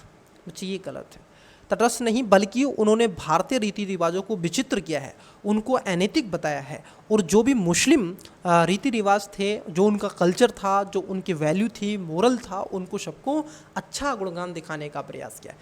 तो आपका थर्ड स्टेटमेंट है ये गलत है। कितने सही पूछा आपसे? तो आपको होगा इसमें 2 सही हैं, पहला और दूसरा। नेक्स्ट, बहुत अच्छा क्वेश्चन है। देखिए इसका तो आंसर मुझे लगता है कि आप बता सकते हैं, बहुत ही ईजी सा क्वेश्चन है। तो मैं चाहूँगा कि इसका आंसर, अगर आप देखो, इसका आंसर वो स्टूडेंट्स बहुत अच्छे से देगा जिस स्टूडेंट्स ने आर्ट एंड कल्चर अपना कवर किया होगा। देखो बच्चे, ये शब्द, ये कमेंट्स आपको शोभा नहीं देते हैं कि सर आपसे नहीं। कई बच्चों का एक कमेंट्स आया था, मैं यहाँ पर याद आ गया कमेंट्स के नाम से, कि सर मेरा जो सीसेट है वीक है ना, ये आपका कमेंट्स आया है कि नहीं कई बच्चों का? तो बेटा मैं आपको एक ही बात कहूँगा, देखो अब तो आप नहीं सीसैट को सुधार सकते, आपको मान लीजिए अटैम्प्ट्स भी देना है, तो आप क्या कर सकते हैं, जितनी हमने आपके साथ में सीसैट की वीडियो करी हैं अब तक अपलोड प्रोवाइड करवाई गई हैं विद पीडीएफ जो आपके पास में हैं, उनको अच्छे से एक बार और देख लें, उन वीडियोस को अच्छे से देख लें सीसैट की, चाहे 2x पर देख लें, ज़्यादा लंबी नहीं है, 2-2 घंटे की वो क्लासेस हैं, उनको आवश्यक रूप से देखें, पढ़ा लें थोड़ी सी स्पीड, उसको देख लें अच्छे से, मैथ की कैसे करना है उसको, कॉन्सेप्ट को समझ लें, मैं बोलता बताता हूँ। उसके बाद साथ आप इसको थोड़ा सा ज़्यादा टाइम दे दें।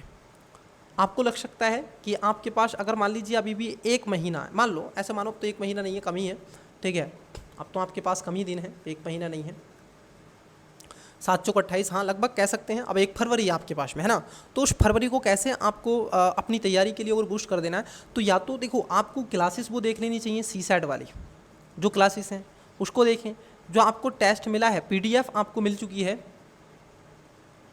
उस पीडीएफ को आसानी से सोल्व करें, अच्छे से समझें, और यूपीएससी के जो यूपीएससी के पीवाईक्यू हैं सीसैट ओरिएंट, उसको भी आप आवश्यक रूप से देखें, ठीक है। चलिए, तो यही है बच्चे, आप केवल आपको उसमें भी क्या है प्रैक्टिस ही करनी पड़ेगी। अब उसका कोई वो नहीं है कि आप बैठें तैयारी करें, ठीक है, ऐसा नहीं, तैयारी करनी थी तो पहले करते। तो इसका जो 17 नंबर का आंसर है, आपको इसका कमेंट्स करना है, ठीक है।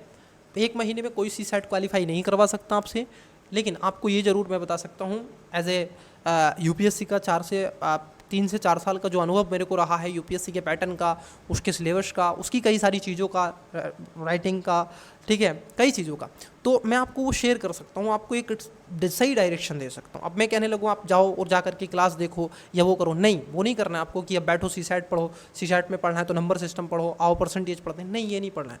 अब आपको केवल जो क्वेश्चन है वही प्रैक्टिस कर लो, ठीक है, ताकि उससे आपका अप्रोच, तो आप 2 चीज़ें कर सकते हैं। मान लीजिए आपको मैथ नहीं आती है और आपको निकालना है, तो इतना कठिन भी नहीं है, अगर मैथ भी नहीं आती है मान लीजिए, तो आप रीजनिंग का पोर्शन पर अच्छे से कवर कर लें और कॉम्प्रहेंसिव आप अच्छे से कर लें। यूपीएससी 27 से 28 कॉम्प्रहेंसिव पूछता है बच्चे, और मैं आपको बता दूं रीजनिंग में यूपीएससी आपसे आप देखोगे लगभग 10 से 15 क्वेश्चन पूछ ही लेता है। तो अगर मान लीजिए आपने 27 में से 25 यहाँ पर कर दिए और इसमें से 10 यहाँ पर कर दिए, कहने का तात्पर्य है 35 आपके हो गए। और क्वेश्चन ही कितने अटैम्प्ट्स कर पा रहे हो आप, मान लीजिए अगर 28 क्वेश्चन पूछे और उधर 15 क्वेश्चन पूछ लिए, तो 8 5 13 का 3 1, और यहाँ पर हो जाएगा कितना 43, और 43 क्वेश्चनों में आपने 35 सही कर दिया। अगर इसका आप निगेटिव मार्किंग में निकालें तो कितना, मतलब कि 8 क्वेश्चन और बटे 3, तो 3 दूनी 6, मतलब कि 2 क्वेश्चन, मतलब कि आप जब भी क्या हो रहे हैं पास कर जाओगे। मान लो 3 क्वेश्चन, तो जब भी आपके क्या है, आप 32 क्वेश्चन आपने करेक्ट कर दी। तो बेटा ये अप्रोच भी क्या कर सकते हो, आप अपना सकते हो, समझ पा रहे हो कि नहीं। तो इस पर भी आप फोकस कर सकते हो, तो आप जैसे चाहें वैसे कर सकते हैं अगर मैथ आपको नहीं आता है। लेकिन मैं अज्यूम करके ज़रूर चलूँगा, आपको कुछ तो बेसिकली मैथ आता ही होगा, आपको गुणा गणित तो आती होगी, आपको थोड़ा सा परमुटेशन कॉम्बिनेशन तो आता होगा, आप साधारण मैथ तो बता ही सकती हैं, तो वही चीज़ें हैं। चलिए, तो इसका करेक्ट आंसर आपको क्या करना है, कमेंट्स करना है क्वेश्चन नंबर किसका, 17 का। कह रहे हैं पढ़ देते हैं क्वेश्चन कि मुगल चित्र कला में जागीर का निम्नलिखित में से कौन सा ऐसे योगदान था या थे। पहला है चित्रों के चारों ओर अलंकृति कार्तिमान का, जो आप देखोगे अलंकृति मार्जिन का निर्माण। दूसरा है पक्षियों, जानवरों और फूलों जैसे प्राकृतिक चित्रों को ध्यान। अब देखो जागीर को तो ये स्वर्ण काल था इस समय चित्रकला का, ठीक है, जागीर के समय चित्रों में एक प्रमुख तत्व के रूप में सुलेख का परिचय। तो अब आपको बताना है सही, इसमें कौन सा सही है, इसका राइट आंसर आपको कमेंट्स करना है, हम इसका आंसर आपको नेक्स्ट क्लासेस में बता दिया जाएगा। चलिए देखिए, इंग्लिश मीडियम बताओ बेटा, वीडियो को पोस्ट करके क्वेश्चन पढ़ें, राइट आंसर दें, है ना। चलो, ज़्यादा से ज़्यादा क्वेश्चन अटैम्प्ट करने का प्रयास करेंगे, लेकिन कितना ही ज़्यादा कर लोगे, 2 घंटे में 50 क्वेश्चन। 2 चीज़ें होती हैं, अगर मैं चाहूँ अगर एक ही क्लास में, तो फिर आपको मैं समझा नहीं सकता, कोई भी शब्द एक्सप्लेन नहीं कर सकता, फिर आपको बी और सी बताऊँगा और छुट्टी करूँगा, ठीक है। और देखो, अगर आप लगा रहे हैं, वीडियो को देख रहे हैं, और वीडियो को देखने का जब तक आपको उसका कोई प्रॉफिट ना हो, तो वीडियो देखने का फ़ायदा क्या, ठीक है। बाकी तो भाई लिखी हुई हैं लाइनें, देखो लिखा हुआ याद नहीं रहता है, समझा हुआ याद रहता है। पर्सनली बता रहा हूँ मैं आपको, जो लिख दिया आपने वो याद नहीं है, लिखे कब से हो, बचपन से, लेकिन जो आपने कंठस्थ हो गया, जो समझ गए, वो आज भी याद है कि नहीं। तो आप आज भी स्कूल की कई चीज़ें जानते भी होंगे। देखो क्वेश्चन, लेखक है, पुस्तक है। बहुत इजी सा क्वेश्चन है, अच्छा क्वेश्चन है। बताओ, देखो पहला है कालिदास। कालिदास ने लिखी थी अभिज्ञान शाकुंतलम, लिखी थी कि नहीं? कौन सी लिखी थी कालिदास ने? अभिज्ञान शाकुंतलम आपने कालिदास के द्वारा लिखी गई थी। और यहाँ पर ये पहला ही गलत है, क्योंकि अभिज्ञान शाकुंतलम हो, मेघदूतम हो, रघुवंश हो और कुमार संभम हो, ठीक है, ये किसकी थी? कालिदास की थी। और ये कह रहे हैं मुद्राक्षर थी, तो पहला ही गलत हो गया। तो विशाख दत्त, देखो ये जो विशाख दत्त लिखी गई थी बेटा, ये विशाख दत्त जो लिखी गई थी बेटा, ये किसने लिखी थी? ठीक है, लेखक जो है कालिदास ने कौन सी लिखी थी? मुद्राक्षर तो नहीं लिखी थी। ये खास तौर पर आप देखोगे ये विशाख दत्त के द्वारा लिखी गई थी, ठीक है, मुद्राक्षर। और कालिदास ने अभिज्ञान शाकुंतलम लिखी थी। शूद्रक ने आपकी जो आप देखोगे मृच्छाकटिम लिखी थी। लेकिन भास के जो द्वारा है ये कीर्तानु अर्जुनी ने नहीं लिखी गई थी, क्योंकि स्टूडेंट्स आप यहाँ पर इस बात को समझें, जो आपका चौथा है स्टेटमेंट, ये एक भास एक अग्रणी नाटककार थे जिन्होंने 13 नाटक लिखे थे, लेकिन कीर्ता अनुजुमम को भारवी के द्वारा लिखा गया था। किसके द्वारा लिखा गया था? भारवी के द्वारा लिखा गया था। Got it? तो यहाँ पर चौथा स्टेटमेंट गलत है, तीसरा भी गलत है, पहला भी गलत है। तो कितने सही है? केवल एक सही है। कौन सा? आपका शूद्र। किसने लिखी थी? मृत्ताष्टकम। नेक्स्ट शब्द है कुछ आपसे पूछे गए हैं, जैसे मुहासिल। मुहासिल किसको रिप्रेजेंट करता है वो आपसे पूछ लिया गया है। 19 नंबर का क्वेश्चन बताइएगा। अब देखो पहला जो स्टेटमेंट है, मुहासिल जो है ये दिल्ली सल्तनत के अधीन राजस्व संग्रह करता था। आमिल आपने पढ़ा होगा, पढ़े कि नहीं? क्योंकि राजस्व जो शामिल करने वाला था उसको आमिल कहा जाता था। क्या कहा जाता था? आमिल। तो पहला ही गलत है। जमा की अगर हम बात कर लें तो जमा खास तौर पर क्या है? एक गांव का राजस्व मांग का आकलन करने वाला था, ये सही है। कनकूत फसल कटाई पर आधारित राजस्व अनुमान प्रणाली के रूप में इसको जाना जाता था, तो कनकूत था। अमीन की बात कर लें तो अमीन आज भी आपने देखा होगा, ये कह रहे हैं कि भूमि अभिलेखों द्वारा बनाए रखने के लिए जिम्मेदार था। नहीं, आमीन कहते हैं ना कि आमीन है वो पटवारी, ठीक है, पटवारी। तो ये राजस्व का सटीक आकलन में सहायता करना था, ठीक है। तो ये आमीन एक राजस्व अधिकारी था, ना कि भूमिन था। तो यहाँ पर जो चौथा स्टेटमेंट है गलत है, पहला गलत है, दूसरा तीसरा सही है। तो कितने सही हैं? इसमें 2 स्टेटमेंट सही हैं। नेक्स्ट, अब देखो ये पूछा गया है कि प्रारंभिक तमिल जो आपका तमिलम, ठीक है, प्रारंभिक तमिलम के बारे में आपसे पूछा गया है। और इसमें एक शब्द दे के रखा है आपको तिनाई। बच्चे देखो मार्क कर लीजिएगा, ऐसे क्वेश्चन बहुत अच्छे होते हैं, ये आपके नंबर को बढ़ा सकते हैं, बहुत ही अच्छे हैं।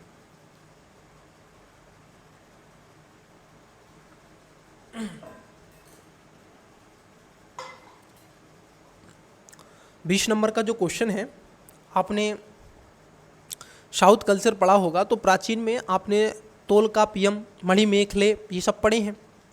तो ये जो आपकी तिनई शब्द है बच्चे, ये पहाड़ी और तटों और वनों जैसे प्राकृतिक क्षेत्रों के रूप में इसको रेखांकित किया जाता है। जैसे पहाड़ी को इन्होंने जो कुरंजी आप पढ़ते हैं, वन को ये मुल्ले, और कृषि जो समतल क्षेत्र होता है उसको मरुघम, तटीय क्षेत्र को नेथल और शुष्क क्षेत्र को पल्ले के नाम से भी जाना जाता है, ठीक है। तो इसको थोड़ा सा ध्यान में रखना है। तो राइट आंसर बी हो जाएगा। नेक्स्ट, निम्नलिखित में से किस राष्ट्रकूट शासकों ने नृपतुंग और वीर नारायण की उपाधि धारण की थी? तो किसने करी थी बताओ?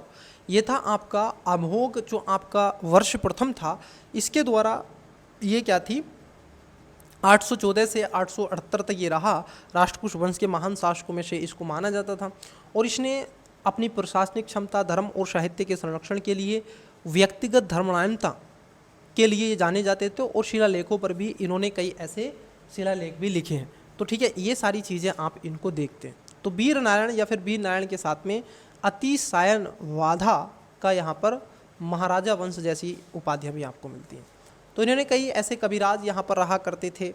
प्रसिद्ध कन्नड़ साहित्य जो कविराज थे, कविराज रमार्क ने लिखा था कि विद्वान राजा के रूप में उनकी भूमिका पर प्रकाश। तो कई चीज़ें आपको मिलती हैं। तो सी इसका राइट आंसर हो जाएगा। चलिए नेक्स्ट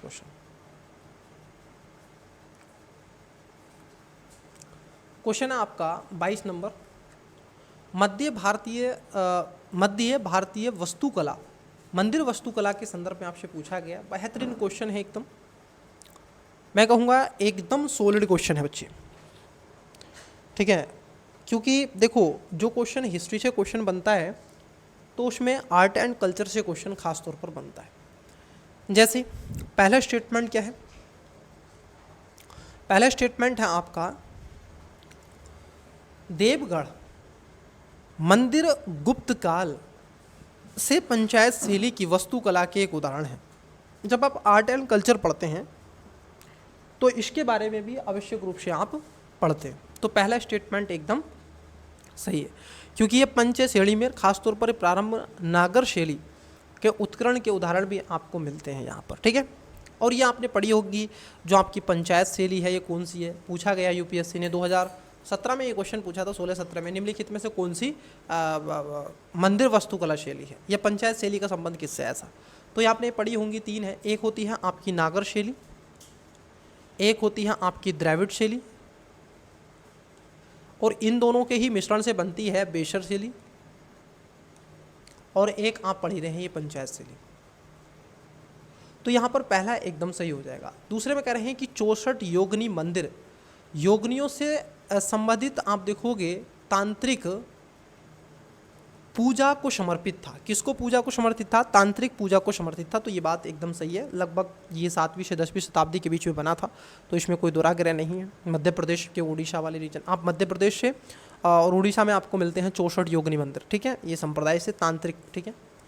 तीसरा स्टेटमेंट है आपका खजुराहो के मंदिरों में आध्यात्मिक गतिविधियों का प्रतिनिधित्व करने वाली व्यापक कामुक मूर्तियाँ हैं, ठीक है। कामुक मूर्तियाँ जानते हो आपने, जो आर्किटेक्चर देखे होंगे ऐसी, तो वहाँ पर एक तरीके से नक्काशी की गई आध्यात्मिकता के साथ कामुकता को दर्शाती हैं, और ब्रह्मांडीय एकता के हिस्से के रूप में मानवीय अनुभव का प्रतीक भी करती हैं। तो कई चीज़ें वहाँ पर नग्न अवस्था में ये मूर्तियाँ बनाई गई होती हैं, ठीक है। स्त्री और पुरुषों की दोनों मूर्तियाँ होती हैं, तो कामुकता उसी चीज़ को दर्शाता है। एज ए मैं अगर एक शब्द में कहूँ तो, क्योंकि जैसा कि आप एक इतने समझदार हैं, मुझे एक शब्द कहते हुए कोई इसमें दोराग्रह नहीं है, और आप इंटर में भी पढ़ते हैं अगर बायोलॉजी के स्टूडेंट्स हैं, तो ऐसे एक मैं कहूँगा रिप्रोडक्टिव एक्टिविटीज़ को भी इसमें दिखाने का प्रयास किया गया होता है। तो यहाँ पर सी इसका करेक्ट आंसर हो जाएगा, ठीक है। चलिए नेक्स्ट क्वेश्चन देखिए, क्वेश्चन क्या है। छत्रपति शिवाजी के बारे में आपसे पूछा गया है और किस प्रशासनिक कार्य के लिए उनको श्रेय दिया जाता है। छत्रपति शिवाजी के बारे में आपने पढ़ा होगा, ठीक है, किस तरीके से उन्होंने सारी चीज़ें करी थी। किसान थे, किसानों का एक समूह बना करके और आगे वो बढ़ते चले गए, और उन्होंने कैसे काम किया, ठीक है, वो सारी चीज़ें आपने आवश्यक रूप से पढ़ी भी होंगी, है ना। तो बताइए, देखिए पहला, शिवाजी ने जागीरदारी प्रथा को समाप्त कर दिया और रैयतबाड़ी व्यवस्था को प्रथा को लागू किया था। जागीरदारी और जमींदारी प्रथा दोनों को इन्होंने समाप्त करके खासतौर पर इन्होंने रैयतबाड़ी प्रथा को शुरू किया था, ठीक है। तो यहाँ पर पहला सही है। अष्टप्रधान परिषद में एक मुख्य न्यायाधीश और एक उच्च पुजारी शामिल थे। हाँ बिल्कुल, ये हुआ करते थे, अष्ट जो प्रधान इनके थे। तीसरा में कह रहे हैं कि सरदेशमुखी एक कर था। देखो, दो प्रकार के कर हुआ करते थे, एक था आपका सरदेशमुखी और एक था आपका चौथ। कौन सा शब्द था, चौथ। ये दोनों क्या है बच्चे, कर हैं। ये जो आपका सरदेशमुखी था, जो भी इनसे बाहर क्षेत्र के रीजन हुआ करते थे, जो बाहर के क्षेत्र थे, मतलब कि मान लीजिए यहाँ इस क्षेत्र में एक शिवाजी का किला है, ये मान लो, तो इसके अंतर्गत जो भी क्षेत्र होगा यहाँ पर चौथ लगेगा, जो टैक्स लगेगा। लेकिन अब मानो कि यहाँ से 200 मील दूर एक छोटा सा क्षेत्र इन्होंने जीता, तो यहाँ पर जो शासक रहेगा, यहाँ पर जो इनके द्वारा नियुक्त किया जाएगा, यहाँ पर सरदेशमुखी ये लगाएंगे, और यहाँ से ये अधिक टैक्स वसूला करते थे सरदेशमुखी। तो ये कह रहे हैं कि सरदेशमुखी एक कर था जो सैन्य अभियानों के लिए धन जुटाने के लिए हेतु मराठा क्षेत्रों पर लगाया जाता था। नहीं, ये मराठा क्षेत्रों पर नहीं लगाया जाता था, मराठा क्षेत्रों पर चौथ लगाया जाता था। ये भी एक प्रकार का क्या था, कर था। और इनकी दरें 1/6, 1/4, 1/9 ऐसे हुआ करती थी। तो यहाँ पर आपका जो तीसरा स्टेटमेंट है ये गलत है। पहला स्टेटमेंट सही है, दूसरा स्टेटमेंट सही है। पूछा गया है आपसे एलिमेंट मेथड, तो थर्ड तो आपका गलत है, तो आंसर ऑप्शन नंबर ए हो जाएगा। किसी भी स्टूडेंट्स को कोई समस्या तो नहीं हो रही होगी ना? समस्या नहीं होनी चाहिए बस मेरे होते हुए। अगर कोई भी प्रॉब्लम है आप कमेंट्स कर सकते हैं, बात करना है तो पर्सनली आपको आप देखोगे व्हाट्सअप नंबर भी एजुकेशन संस्था की तरफ से आपको प्रोवाइड करवाया गया, वहाँ पर आप अपने डाउट, या फिर आप इंस्टा पर भी फॉलो कर सकते हैं, एजुकेशन बाय सिविल सर्विस के नाम की आईडी है, वहाँ पर भी आप इसको इसका PDF पाने के लिए टेलीग्राम को ज्वाइन करें, लिंक डिस्क्रिप्शन में। बताइएगा क्वेश्चन। चोल शासकों को उनके शासन काल के अनुसार उनके क्रम में आपको व्यतीत करना है, ठीक है। जैसे आप पढ़ते हैं विजयालय चोल के बारे में, है ना, तो सबसे पहले यही आते हैं 8वीं शताब्दी के तंजावुर के तंजौर में। पल्लवों को पर इन्होंने विजय चोलों के द्वारा राजनीतिक शक्ति का उदय का संकेत देता, तो पहले स्थान पर आएंगे ये, ठीक। उसके बाद में पहले स्थान पर ये आएगा 2 नंबर। उसके पश्चात आता है 4 नंबर आदित्य प्रथम, ये 4 नंबर पर आ जाते हैं। और आदित्य प्रथम जो आते हैं ये पल्लव और पांडवों के बाद, ठीक है। जो विजाल्य के पुत्र आदित्य प्रथम थे, ये इनके पुत्र थे, तो ये 4थे नंबर पर आ जाएंगे। उसके बाद जो आपका राजराज प्रथम है, इनको आप पहले नंबर 3रे नंबर पर रख लोगे, और राजेंद्र आप देखोगे जो प्रथम है इनको आप 4थे नंबर पर रख लो, तो ये आएगा दूसरे पर। तो आपको होगे पहला, दूसरा, तीसरा, चौथा, तो ए इसका राइट आंसर हो जाएगा। चलिए नेक्स्ट। वीडियो को पोस्ट करके बताइएगा, लीजिएगा आपको इंग्लिश वाले बच्चे। मैं थोड़ा टाइम लेता हूँ, ये मुझे मालूम है, क्योंकि मैं थोड़ा सा एक्सप्लेनेशन ज़्यादा कर देता हूँ। मुझे लगता है कि अगर आप क्लास देख रहे हैं तो आपको फिर रिवीजन की इधर उधर ज़रूरत ना पड़े, आप पता चले फिर चले जाएं और फिर रिवीजन करें, तो फिर ना, मुझे लगता है कि रिवाइज भी आपका हो जाए तो और भी बेटर। और आपको बड़ी अच्छी फैसिलिटी है आपका, देखो यहाँ पर हम डिस्कस कर रहे हैं, आप भी डिस्कस कर रहे हैं, तो क्वेश्चन आपके साथ मल्टीपल टाइम डिस्कस हो रहा है, और फिर उसके साथ आप PDF में भी पढ़ रहे हैं, आप सेल्फ भी लगा रहे हैं, तो उससे आपको बहुत बेनिफिट मिलता है। देखिए क्वेश्चन क्या है। विस्तारवादी राजकोषीय नीति के संदर्भ में निम्नलिखित कथनों पर विचार करें। इकोनॉमी से क्वेश्चन, ये हिस्ट्री से क्वेश्चन थे, अब इकोनॉमी से क्वेश्चन आपके पूछे जाएंगे। अब ये क्या है, फुल लाइन टेस्ट है ना बच्चे, क्या है, फुल लाइन टेस्ट है, तो ये क्या है, इकोनॉमी से क्वेश्चन पूछे जाएंगे। बजट आपने पढ़ा होगा, राजकोषीय नीति। अब विस्तारवादी है, विस्तारवादी मतलब कि अब सरकार क्या करने वाली है, एक्सपेंडिचर करने वाली है। सरकार जो मार्केट के अंदर, कहाँ पर, सरकार मार्केट के अंदर जो मनी की सप्लाई है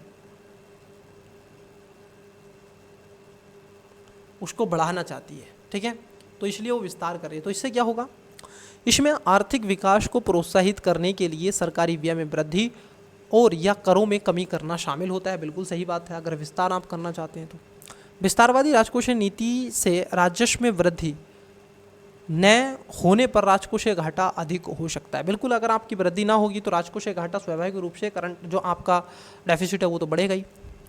ऐसी नीतियां आमतौर पर अर्थव्यवस्था में उच्च मुद्रास्फीति की स्थिति को संतुलित करने के लिए नियोजित की जाती है। देखो, उच्च मुद्रास्फीति, बेटा अगर उच्च मुद्रास्फीति ऑलरेडी पहले से होगी तो मुझे बताओ कि राजकोषीय नीति विस्तारवादी होगी या संकुचनकारी होगी, तो संकुचनकारी होनी चाहिए।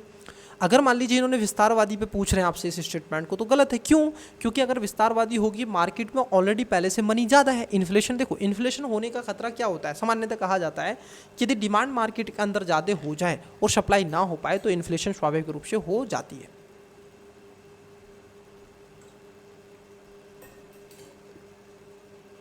तो इसीलिए तीसरा स्टेटमेंट गलत है कि उच्च मुद्रास्फीति की स्थिति को संतुलित करने के लिए नियोजित की जाती है। नहीं बेटा, ये निम्न मुद्रास्फीति जब माइनस में चल रही हो तो उसको सुधारने के लिए लाई जाती है।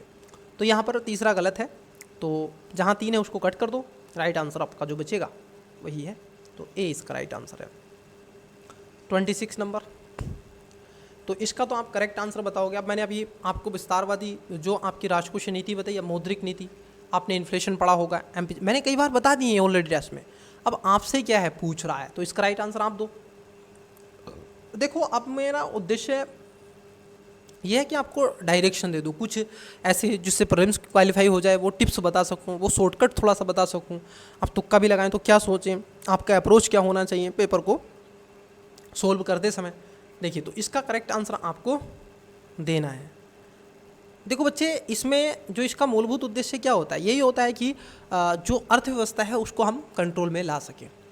बताओ क्या है इसका मौद्रिक नीति का प्राथमिक उद्देश्य? अर्थव्यवस्था को पूर्ण रोजगार ऐसे शब्दों से बहुत हमेशा सुनिश्चित करने के लिए विकास के उद्देश्यों को ध्यान में रखते हुए मूल्य स्थिरता को बनाए रखने के लिए, राजकोषीय घाटे और सरकारी ऋण को कम करने के लिए, या प्रत्यक्ष विदेशी निवेश एफडीआई को बढ़ाने के लिए? बताइएगा इसका करेक्ट आंसर क्या होगा। चलिए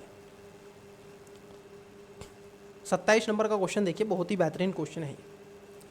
पूरा आपका जो ये फिजिकल डेफिसिट वाला रीज़न है, या फिर मैं कहूँ ये जो आपका क्षेत्र है मनी मार्केट वाला, ये इसी में रिवाइज हो जाएगा। पहला स्टेटमेंट क्या है, ये कह रहे हैं ट्रेजरी बिल। देखो बच्चे, जो ट्रेजरी बिल होता है ये क्या होता है, पहली बात तो ये क्या होता है, अल्पकालिक होता है। अल्पकालिक कहो या इसको शॉर्ट टर्म कहो, ठीक है। अल्पकालिक का मतलब होता है 91 दिन से कम, ठीक है। तो भारत सरकार की ओर से रिजर्व बैंक द्वारा इसको जारी किया जाता है, तो ये बात एकदम सही हो जाएगी। ट्रेजरी बिल यहाँ पर ये जारी किया जाता है, तो जो राज्य सरकार है वो नहीं करते हैं, केवल केंद्र सरकार करती है, तो पहला तो सही है। वो डेवलपमेंट फंड ऐसा कोई बिल पारित करते हैं, मतलब कि पब्लिक करते हैं, इशू करते हैं। दूसरा है वाणिज्यिक पेपर, तो जो आपका कॉमर्शियल पेपर होता है उसकी बात कर रहे हैं। ये अल्पकालिक निवेश आवश्यकताओं को पूरा करने के लिए वाणिज्यिक बैंकों द्वारा जारी किया जाता है। देखो बेटा, यहाँ पर जो शेड्यूल बैंक होते हैं उनकी बात कर रहे हैं, नहीं, ये किसके द्वारा होता है बच्चे, ये आपका खासतौर पर जो वाणिज्यिक प्रपत्र होता है, ये इसकी जो अवधि होती है ये आप देखोगे बहुत कम होती है, ठीक है। और ये खासतौर पर जितने भी, क्योंकि अल्पकालिक पूंजी की ज़रूरतों को पूरा करने के लिए जितने भी कॉरपोरेट संस्थाएं होती हैं वो इसको जारी करती हैं। कौन करता है, कॉरपोरेट संस्थाएं।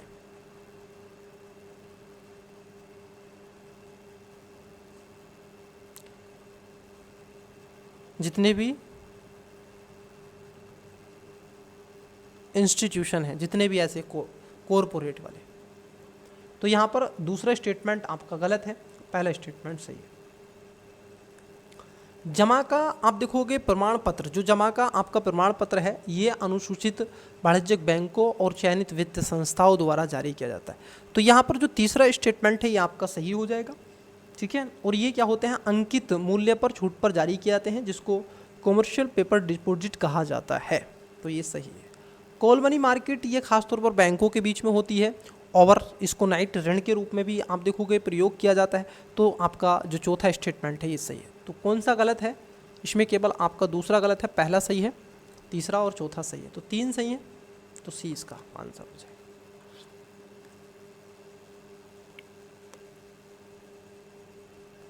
जीसैक पूछ लिया गया है, सरकारी प्रतिभूतियां कहाँ पर ये बिकती हैं, ओपन मार्केट ऑपरेशन।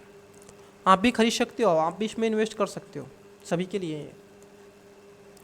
सरकारी प्रतिभूतियां वह होती हैं जिसमें सरकार का, मान लीजिए, धन जुटाने के लिए, देखो कोई भी प्रतिभूति या बॉन्ड जब भी जारी किया जाता है जब उनको आवश्यकता किसकी है, पैसे की।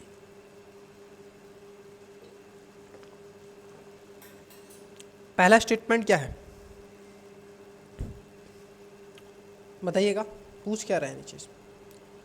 अच्छा, लाभ पूछा गया है, इसके लाभ क्या हैं, कितने प्रकार के लाभ हैं। देखो, पहला लाभ होता है कि इससे डिमेरिटेड जो लाइज होती है उसमें इसको रखा जा सकता है, और जिससे सुरक्षा संबंधी चिंताएं समाप्त हो जाती हैं, सही बात है। वे ब्याज और मूलभूत राशि दोनों की गारंटीकृत पूर्व भुगतान सुनिश्चित करते हैं, क्योंकि जीसैक कोई कंपनी का नहीं, ये भारत सरकार का होता है, उस देश की राष्ट्र का होता है, उस देश की संप्रभुता का होता है। इन्हें रेपो बाजार में ऋण प्राप्त करने के लिए संपार्श्विक के रूप में प्रयोग किया जाता है, यही बात है। ये निश्चित ब्याज दर प्रदान करते हैं, तो ये भी बात सही है। तो यहाँ पर करेक्ट आंसर क्या होगा, डी, सभी चारों। तो ये इसमें जीसैक में निवेश के लाभ होते हैं। चलिए देखिए, क्वेश्चन है नेक्स्ट आपका 29। अब इसमें पूछा गया, उपयुक्त में से कितनी परियोजनाएं संयुक्त राज्य अमेरिका द्वारा भारत पर टैरिफ में की गई वृद्धि का परिणाम प्रभाव होने की संभावना है। बताओ बेटा कौन सा है। अब जैसे टैरिफ लगा भारत पे, तो उससे क्या क्या इम्पैक्ट भारतीय अर्थव्यवस्था पर पड़ेगा उसके बारे में आपसे पूछा जा रहा है। पहला है कि अमेरिका को भारत के निर्यात में कमी। देखो स्वाभाविक है, क्योंकि बाजार में भारतीय वस्तुओं की मांग में कमी आ जाती है, तो इससे निर्यात में क्या होगा, कम हो जाएगा, ये बात सही है। अमेरिकी बाजार में भारतीय वस्तुओं पर अधिक प्रतिस्पर्धी बनी रही। देखो बच्चे, यहाँ पर जो है, क्योंकि उच्च लागत भारतीय वस्तुओं को कम प्रतिस्पर्धी बनाता है, ना कि अधिक बनाने का प्रयास करेगा, ठीक है। ये कह रहे हैं अधिक, अधिक नहीं, अब कम बनेगा, तो यहाँ पर सेकंड स्टेटमेंट गलत है। भारत के विदेशी मुद्रा भंडार में कमी आएगी, स्वाभाविक है भाई, वो तो कम आएगी क्योंकि हमें इंपोर्ट भी तो करना है। भारतीय रुपए का मूल्य बिल्कुल हो सकता है या मूल्य भी होगा। तो यहाँ पर पहला सही है, दूसरा गलत है और तीसरा चौथा सही है, तो 3 सही है, सी इसका करेक्ट आंसर हो जाएगा।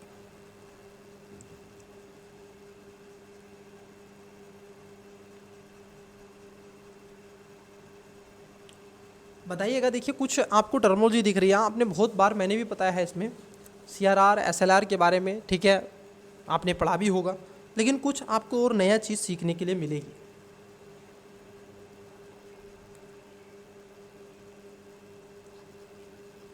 आपको कुछ और भी सीखने के लिए मिलेगा। देखो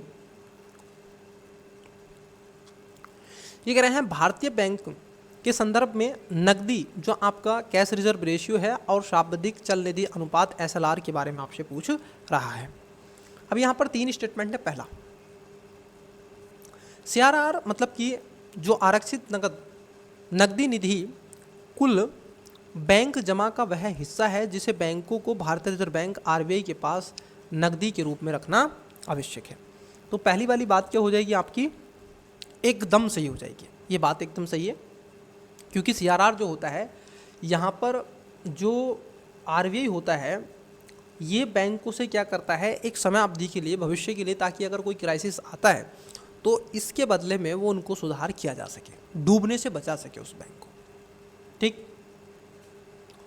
तो कुछ पैसा यहाँ पर वो रखता है।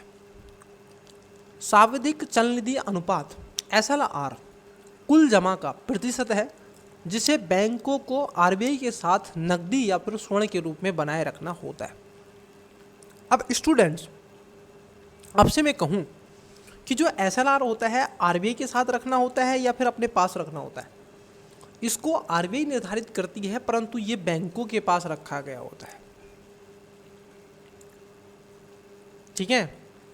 इसका मूलभूत यही विषय है कि आपका बैंक कंगाल ना हो, और यदि वैसी स्थिति में है तो लोगों का जो आप देखोगे गुणवत्तापूर्ण चीज़ें हैं उनको वो अच्छे से पहुंचा सके।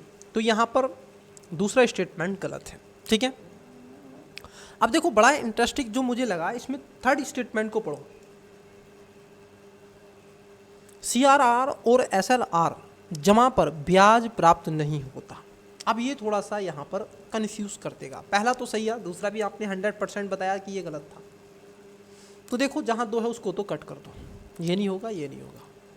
अब मामला फंस रहा है तीसरे स्टेटमेंट में। बताओ बच्चे, आपने बहुत इकोनॉमी पढ़ी है तो मुझे तीसरे का स्टेटमेंट आवश्यक रूप से बताओ। जो एक्सप्लेन करना चाहते हैं वो स्टूडेंट्स एक्सप्लेनेशन भी भेज सकते हैं बिल्कुल आवश्यक रूप से। देखो इसमें है क्या, थोड़ा सा पॉइंट है उसको जरा समझना। CRR और SLR जमा पर ब्याज प्राप्त नहीं होता, जरा समझना। जो CRR होता है बच्चे, वो भारतीय रिजर्व बैंक से उसको ब्याज प्राप्त नहीं होता है, जरा समझना। CRR पर कोई इंटरेस्ट नहीं मिलेगा, कोई इंटरेस्ट नहीं मिलेगा, 0% आपको, ठीक। लेकिन बच्चे SLR पर आपको ब्याज मिलता है, ये बस ध्यान में रखना। क्योंकि 2000 ब्याज दे वर्ष 2007 के माध्यम से इसको बंद किया गया था, और दूसरी ओर SLR निधि कर मतलब कि अगर GSEC या अन्य अनुमोदित प्रतिभूतियों में निवेश किया जाता है तो ब्याज अर्जित कर सकते हैं। तो यहाँ पर तीसरा स्टेटमेंट तो सही भी है और गलत भी है, ठीक है। तो यहाँ पर हम इसको सामान्यतः सही मानेंगे, हम पॉजिटिव की तरफ जाएंगे। क्यों? क्योंकि इसमें एक सही और एक गलत है और पूछा गया है प्राप्त नहीं करता है, ठीक है। तो यहाँ पर सी आप इसका राइट आंसर मान सकते हैं, अन्यथा मैं कहूँगा तो इसका आंसर आप ए भी मान सकते हैं, लेकिन इसमें मैंने आपको दोनों का बता दिया है। आपके ऊपर डिपेंड करता है, आप जो माने बेटर है ना। चलिए, मानोगे तो वही जो क्वेश्चन कहेगा, आपके और मेरे मानने से क्या है। इंग्लिश वाले विद्यार्थी वीडियो को पोस्ट करके राइट आंसर दें। Question number 25, 28, 29 and 26, 27 and 30। आइए देखिए, आपने इन्फ्लेशन पढ़ा होगा, मैंने बहुत आपको चीख चीख कर बताया। ये मेरे प्यारे बच्चे, मेरे प्यारे लाल और लाली, आवश्यक रूप से आप WPI, CPI, PPI इन सबको और अच्छे वे में जितना हो सके आप इसको कवर करें तो आपको बेटर ही रहेगा। ठीक है, मुझे ऐसा लगता है। आपको क्या लगता है कमेंट्स में बताइएगा, क्योंकि यहाँ से क्वेश्चन बनते हैं। इन्फ्लेशन जब वैल्यू की कीमत मतलब कि सॉरी जो रुपए की वैल्यू कम हो जाए, किसकी अपेक्षा? गुड्स की अपेक्षा। जैसे मान लीजिए, कल्पना कीजिएगा 5 रुपये में आपको 2 पेन मिलते थे, मान लीजिएगा, ठीक है। अब आपको रुपये 10 में भी 2 पेन मिलते हैं, तो यहाँ पर क्या हुआ, आपको 5 रुपये एक्स्ट्रा देने पड़ रहे, तब जाकर के आपको 2 पेन मिल रहे। ठीक है, ये होता है। अब ये जो आपका WPI है, CPI है, ठीक है, ये क्या होते हैं? Wholesale price index. ठीक है, इसके बारे में आइए देखते हैं। ये कह रहे हैं आपसे कि मुद्रास्फीति के समर्थन में थोक मूल्य सूचकांक, कौन सा मूल्य सूचकांक? होलसेल प्राइस इंडेक्स जो आता है उसके बारे में पूछा है, थोक मूल्य सूचकांक। और इसके अंतर्गत आपने ये भी पढ़ा होगा, कितनी 697 वस्तुएं हैं, और इसमें वस्तुएं कुछ इस तरीके से रखी गई हैं। एक है प्राथमिक स्तर की, एक है ईंधन, और एक है आपका विनिर्माण। पढ़ेंगे क्या नहीं? इसको कौन पब्लिक करता है? और इसके अंदर केवल वस्तु शामिल होती है, ये ध्यान में रखना। गुड्स सर्विस ये शामिल नहीं करता है, सेवा का इसके कोई लेना देना नहीं है। इन सब के अलावा आपने एक और यहाँ पर पढ़ा होगा, इसका आधार वर्ष होता है 2011-12। तो देखो पहला क्या है, पहला स्टेटमेंट है आपका WPI में केवल वस्तुओं की कीमतें शामिल हैं, न कि सेवाएं। बिल्कुल पहला स्टेटमेंट एकदम से, ये केवल इसमें क्या है, कीमतें शामिल होती हैं, सर्विस नहीं होती है। WPI का उपयोग भारत में खुदरा मुद्रास्फीति की गणना के लिए किया जाता है। नहीं बच्चे, जो आपकी रियल इन्फ्लेशन है या फिर जो भी इन्फ्लेशन है उसका अगर हम पता लगाते हैं तो हम निकालते हैं U+R inflation. Urban and rural जो आपका कॉम्बाइंड इन्फ्लेशन है, कौन सी है? Combined inflation. ठीक है, तो यहाँ पर ये सेकंड गलत है।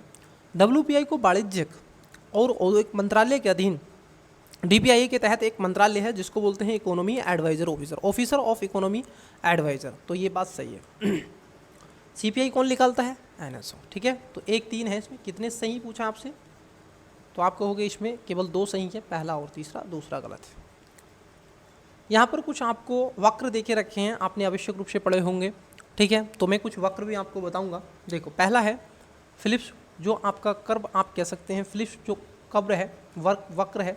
तो पहला सही है कि मुद्रास्फीति और बेरोजगारी के बीच संबंधों को व्युत्पत्त करता है। ठीक है, लॉफर वक्र की बात कर लें तो कर की दरों और राजस्व के बीच में संबंधों को दर्शाता है। अगर आप कर की दरें बहुत ज़्यादा बढ़ा दोगे तो एक बार तो राजस्व बढ़ेगा, लेकिन उसके बाद राजस्व आपका कम हो जाएगा। ठीक है, आप इतना कमा रहे हैं और टैक्स देते चले जा रहे हैं। एंजल वक्र जो होता है आपका, ये आय स्तर और घरेलू व्यय के बीच में संबंधों को दर्शाता है। मान लीजिएगा आपकी जो आय है अभी कितनी है, मान लीजिएगा 10,000 रुपये, मानो 20,000 रुपये आज आपकी आय है। ठीक है, उसके बाद में मैं कहूँ अब आपकी आय कितनी होने वाली है, अब आपकी आय मान लीजिए 1 लाख होने वाली है, मानो 1 लाख होने वाली। ठीक है, आपकी आय। तो अब आप जो खर्चे 20,000 के कर रहे थे, अब 1 लाख की आय होने वाली है, तो इसमें से मान सकते हैं कि आपने खर्च कितना करा होगा। तो खर्च इसमें का आप 5% भी नहीं करोगे, मतलब कि अगर आपका 1 लाख है तो 5,000 हो जाएगा। मान लीजिए आप 20% भी खर्च नहीं कर रहे, तो ये कई चीज़ें यहाँ पर मिलेंगी।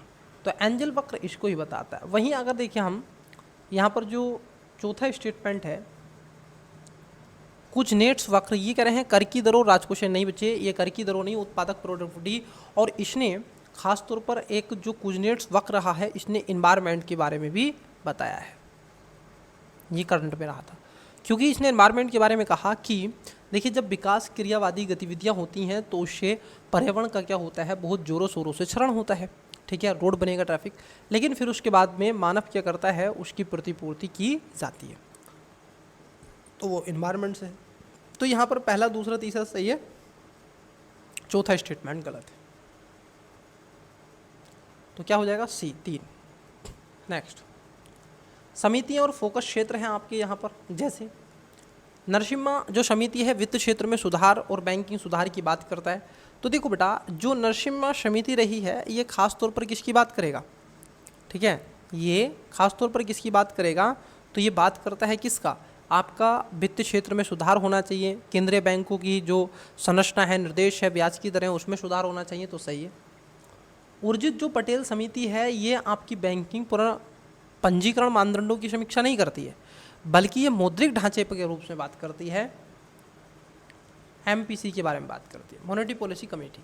तो यहाँ पर सेकंड गलत है। नचिकेत मौर्य जो समिति है ये वित्त समावेशन और सेवाओं को बढ़ावा देने के लिए इसने बढ़ावा दिया, तो ये बात सही है। वहीं जो चौथा स्टेटमेंट है कि पी के नायक समिति ये रेलवे सुधार की बात करता है, नहीं बच्चे, जो पी के नायक समिति है ये बैंक बोर्ड के शासन की समीक्षा की बात करता है, मतलब कि पीएसबी की बात करता है, पब्लिक सेक्टर जो बैंकिंग है इसकी बात करता है, रेलवे की नहीं, PSVS पब्लिक सेक्टर बैंकिंग, ठीक है, तो ये गलत है। तो पहला और तीसरा सही है, इसमें 2 सही हैं और 2 गलत है, ठीक है, 2 सही एंड 2 गलत। तो कितने सही पूछा आपसे, तो 2, 20 का आ जाएगा आंसर। चलिए, तो ये टेस्ट मुझे लगता है, क्योंकि ये पेपर है बच्चे पूरा, इसको टेस्ट की तरह ना लें, क्योंकि इसमें सभी बातों का विशेष ध्यान रखा गया है। निम्नलिखित रिपोर्टों पर विचार कीजिए। कुछ रिपोर्ट हैं जो IMF के द्वारा जारी की जाती हैं, कितनी है बताओ। मैंने आपको 1000 बार कहा है स्टूडेंट्स, आपको मुझे लगता है अकल नहीं आती है, फिर डंडे से बाद आओगे आप। इसका आंसर क्या करना है आपको कमेंट्स में देना। अभी मैं करवा के आ रहा हूँ, लास्ट जो टेस्ट हुआ था 17 नंबर का, उसमें भी इसके बारे में चर्चा की गई थी। बताओ IMF कौन कौन सी रिपोर्टें आपकी करता है। वित्तीय स्थिरता रिपोर्ट करेगा, विश्व आर्थिक परिदृश्य बता करेगा, राजकोषीय नीति। अब मुझे बताओ, विश्व आर्थिक संभावना वर्ल्ड बैंक करना चाहिए, ठीक है, तो कितने सही हैं इसमें IMF में, तो कितने सही हैं अंतर्राष्ट्रीय मुद्रा कोष IMF को आपको बताना है इसका राइट आंसर 34 का। चलिए नेक्स्ट क्वेश्चन लेते हैं। ये कह रहे हैं पंचवर्षीय योजनाओं के संदर्भ में निम्नलिखित कथनों पर विचार करो। पंचवर्षीय योजना है, प्राथमिक उसकी क्या रही है। प्रथम में आप देखोगे कृषि और सिंचाई को, द्वितीय में तीव्र औद्योगिकरण को, और 5वीं में उदारीकरण, आर्थिक सुधार। आर्थिक सुधार तो बच्चे आपके कब किए गए थे, या आपके 1992 में किए गए थे। लेकिन मुझे बताओ, जो तीसरा स्टेटमेंट आपसे कह रहा है कि 5वीं जो पंचवर्षीय योजना थी वो तो 1974 से 79 तक रही। कब रही, 1974 से 79 तक रही, ठीक है, क्योंकि 1974 से 1979 तक रही थी, और इसमें गरीबी उन्मूलन की बात कही गई थी। जबकि उदारीकरण, लिबरलाइजेशन, प्राइवेटाइजेशन, ग्लोबलाइजेशन को जो बात की गई थी वो कहाँ पर थी, वो खास तौर पर आप देखोगे बच्चे, वो 1990 के 91-92 के दशक में थी। और तो इसलिए आप देखोगे जो 5वां स्टेटमेंट है वो गलत है, पहला सही है, दूसरा सही है, सॉरी 5वां नहीं, जो तीसरा स्टेटमेंट है, 5वां कहाँ से आ रहा है, तो बी हो जाएगा इसका आंसर। चलिए 36 नंबर 36, ऐसी स्थिति जहां घरेलू निवेश घरेलू बचत से काफ़ी अधिक है। ये पूछा गया है, आपका बैलेंस ऑफ पेमेंट असंतुलन का कारण हो सकते हैं, मतलब कि कौन से ऐसे कारण होंगे। तो पहला सही है, किसी देश की मुद्रा का प्रमूल्यन या अवमूल्यन बिल्कुल कर सकता है। एक व्यापार समझौता जो केवल घरेलू निर्यातकों को बढ़ावा देता है तथा सभी आयातकों पर प्रतिबंध लगाता है। इन सब के अलावा राजनीतिक अस्थिरता और बढ़ता विकास व्यय, तो ये सभी इसमें सही हो जाएंगे। तो इसका जो करेक्ट आंसर होना चाहिए था वो सभी आएगा 4, ठीक है, वो क्या आ जाएगा, सभी 4 आ जाएगा। इंग्लिश वाले विद्यार्थी वीडियो को पॉज करके राइट आंसर दें। ये लीजिए, आपको क्वेश्चन और ऑप्शंस दोनों कवर हो रहे हैं।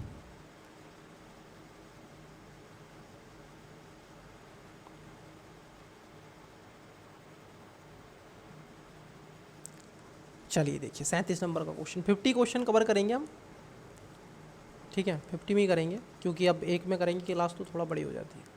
अस्थायी विनिमय प्रणाली दर, मतलब कि आप देखोगे जो मार्केट वेज होती है, अस्थायी विनिमय प्रणाली जो दर होती है जिसको फ्लोटिंग एक्सचेंज रेट कहा जाता है, ठीक है। विनिमय मतलब कि रुपए को डॉलर में किस तरीके से जानना है।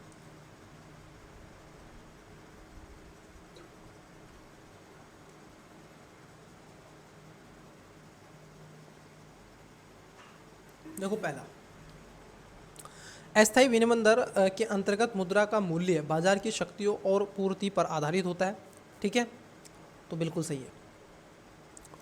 दूसरा है कि सरकारें या केंद्रीय बैंक किसी भी परिस्थिति में, शब्द निगेटिव है, किसी भी परिस्थिति में अस्थायी विनिमय बाजारों में हस्तक्षेप नहीं कर सकती है, करती है वो कुछ मिनिमम प्रेशर पर आपको करती है। ठीक है, तो ये आपने पढ़ा होगा, ज़्यादा डेप्थ में नहीं गया उस पर। आइए क्वेश्चन देखिएगा नेक्स्ट। विदेशी व्यापार जो आपका गुणांक की अवधारणा का सर्वोत्तम रूप से वर्णन कौन करता है। तो पहला इसमें सही है कि इससे उस राशि के रूप में मापा जाता है जिससे कि द्वारा किसी देश की राष्ट्रीय आय, निर्यात एवं घरेलू निवेश की एक इकाई को बढ़ावा देगी या फिर बढ़ाना देने का प्रयास करेगी। तो यहाँ पर आपका ए राइट आंसर हो जाएगा। नेक्स्ट, आपने भारतीय अर्थव्यवस्था पढ़ी होगी। देखो भारत की अगर हम राजनीतिक व्यवस्था की करें वो भी मिश्रित है। यहाँ पर संघात्मक शासन है, एकात्मक शासन है। यहाँ पर आपको देखोगे तो ये भी मिश्रित अर्थव्यवस्था है। सामाजिक स्ट्रक्चर को वो भी मिश्रित है। हम एक तरीके से उस मध्य मार्ग को चुनते हैं हमेशा से।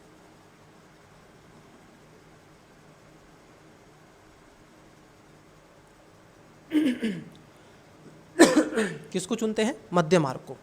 अब यहाँ पर कुछ स्टेटमेंट है और आपसे पूछा है। पहला, मिश्रित अर्थव्यवस्था बाजार की शक्तियों और नियोजन तंत्र के बीच संतुलन सुनिश्चित करती है। मिश्रित जो अर्थव्यवस्था होती है ये खासतौर पर इस पर तो काम करती ही करती है, परंतु ये आप देखोगे डिमांड टू सप्लाई को भी बढ़ावा देती है। सही है, बिल्कुल सही है।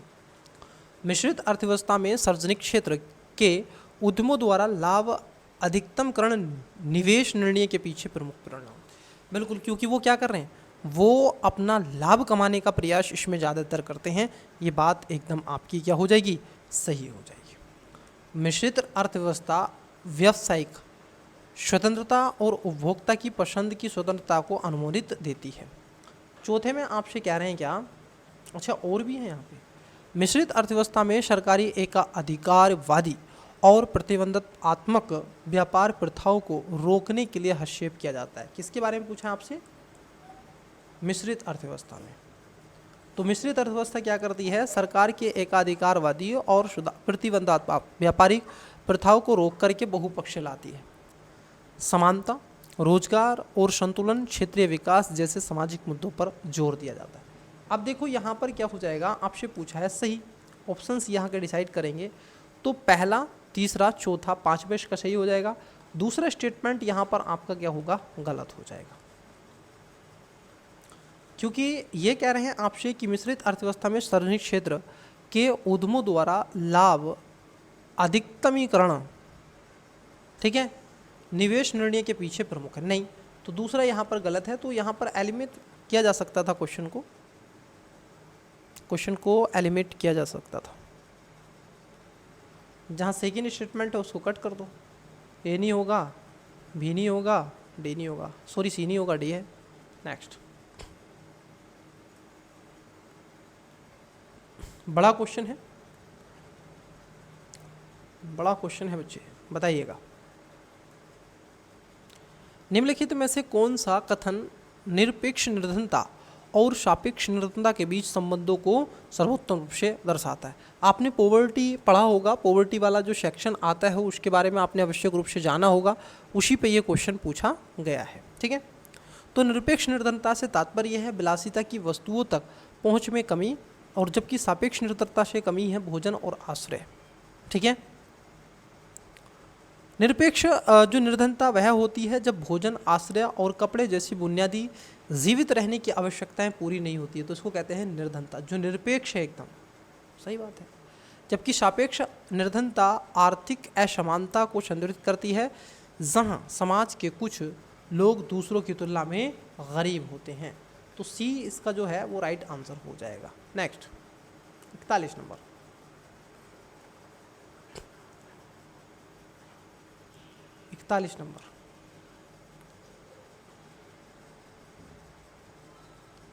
पढ़ लिख कर ज्ञानी बने, अन्यथा सभी कोई सिकंदर सरदार नहीं होता। एक कहावत कही जाती है इस तरीके से। ठीक है, चलो बताओ क्वेश्चन। सिकंदर तो अब आज तो आप ही सिकंदर, अभी तो आप राजा ही हैं, है कि नहीं? और राजा बनने के लिए आपको काम तो करना ही पड़ेगा, मल्टीपल टाइम आपको क्लासेस देखनी पड़ेंगी, मेहनत करनी पड़ेगी। तो पहला क्वेश्चन देखो क्या पूछा क्या है, पहले अभी तो क्वेश्चन देखें। पूछा गया आपसे उपयुक्त नीतिगत उपायों में कितने से असमानता कम होने की संभावना है। असमानता को मतलब कि कम कैसे आप कर सकते हैं। पहला है अनुपातिक कराधान व्यवस्था को बढ़ावा देना। देखो जब आप अनुपातिक कराधान व्यवस्था को बढ़ावा देते हो तो इससे क्या होता है, इससे सभी पर इसका बोझ लगातार बढ़ता है, ठीक है? तो ये तो आपका क्या हो जाएगा, गलत हो जाएगा। तीव्र औद्योगिक विकास और अधिक रोजगार सृजन को बढ़ावा देने के लिए एकाधिकारी व्यवसाय की प्रथाओं को प्रोत्साहन करना है। किसको? एकाधिकारवादी व्यावसायिक प्रथाओं को। मुझे बताइएगा इसमें खासतौर पर असमानता को कम कब करोगे? ऐसे उसे करोगे? नहीं करोगे। भूमि स्वामित्व और उपयोग में असमानता को कम करने के लिए भूमि सुधारों को लागू करना, ये तो 100% सत्य है। गरीबों के लिए बुनियादी भोजन, आवास और बीमा जैसे सामाजिक सुरक्षा उपाय उपलब्ध कराना, ये भी सही है। रोजगार योजनाएं और मनरेगा जैसे कौशल विकास युक्त कार्यक्रमों को शुरू करना, तो ये भी सही है। लेकिन पहला इसमें गलत था, तो यहाँ पर 3 सही हैं, लास्ट के तीनों, तो इसका करेक्ट आंसर हो जाएगा बी। इंग्लिश वाले विद्यार्थी वीडियो को पॉज करके राइट आंसर दें।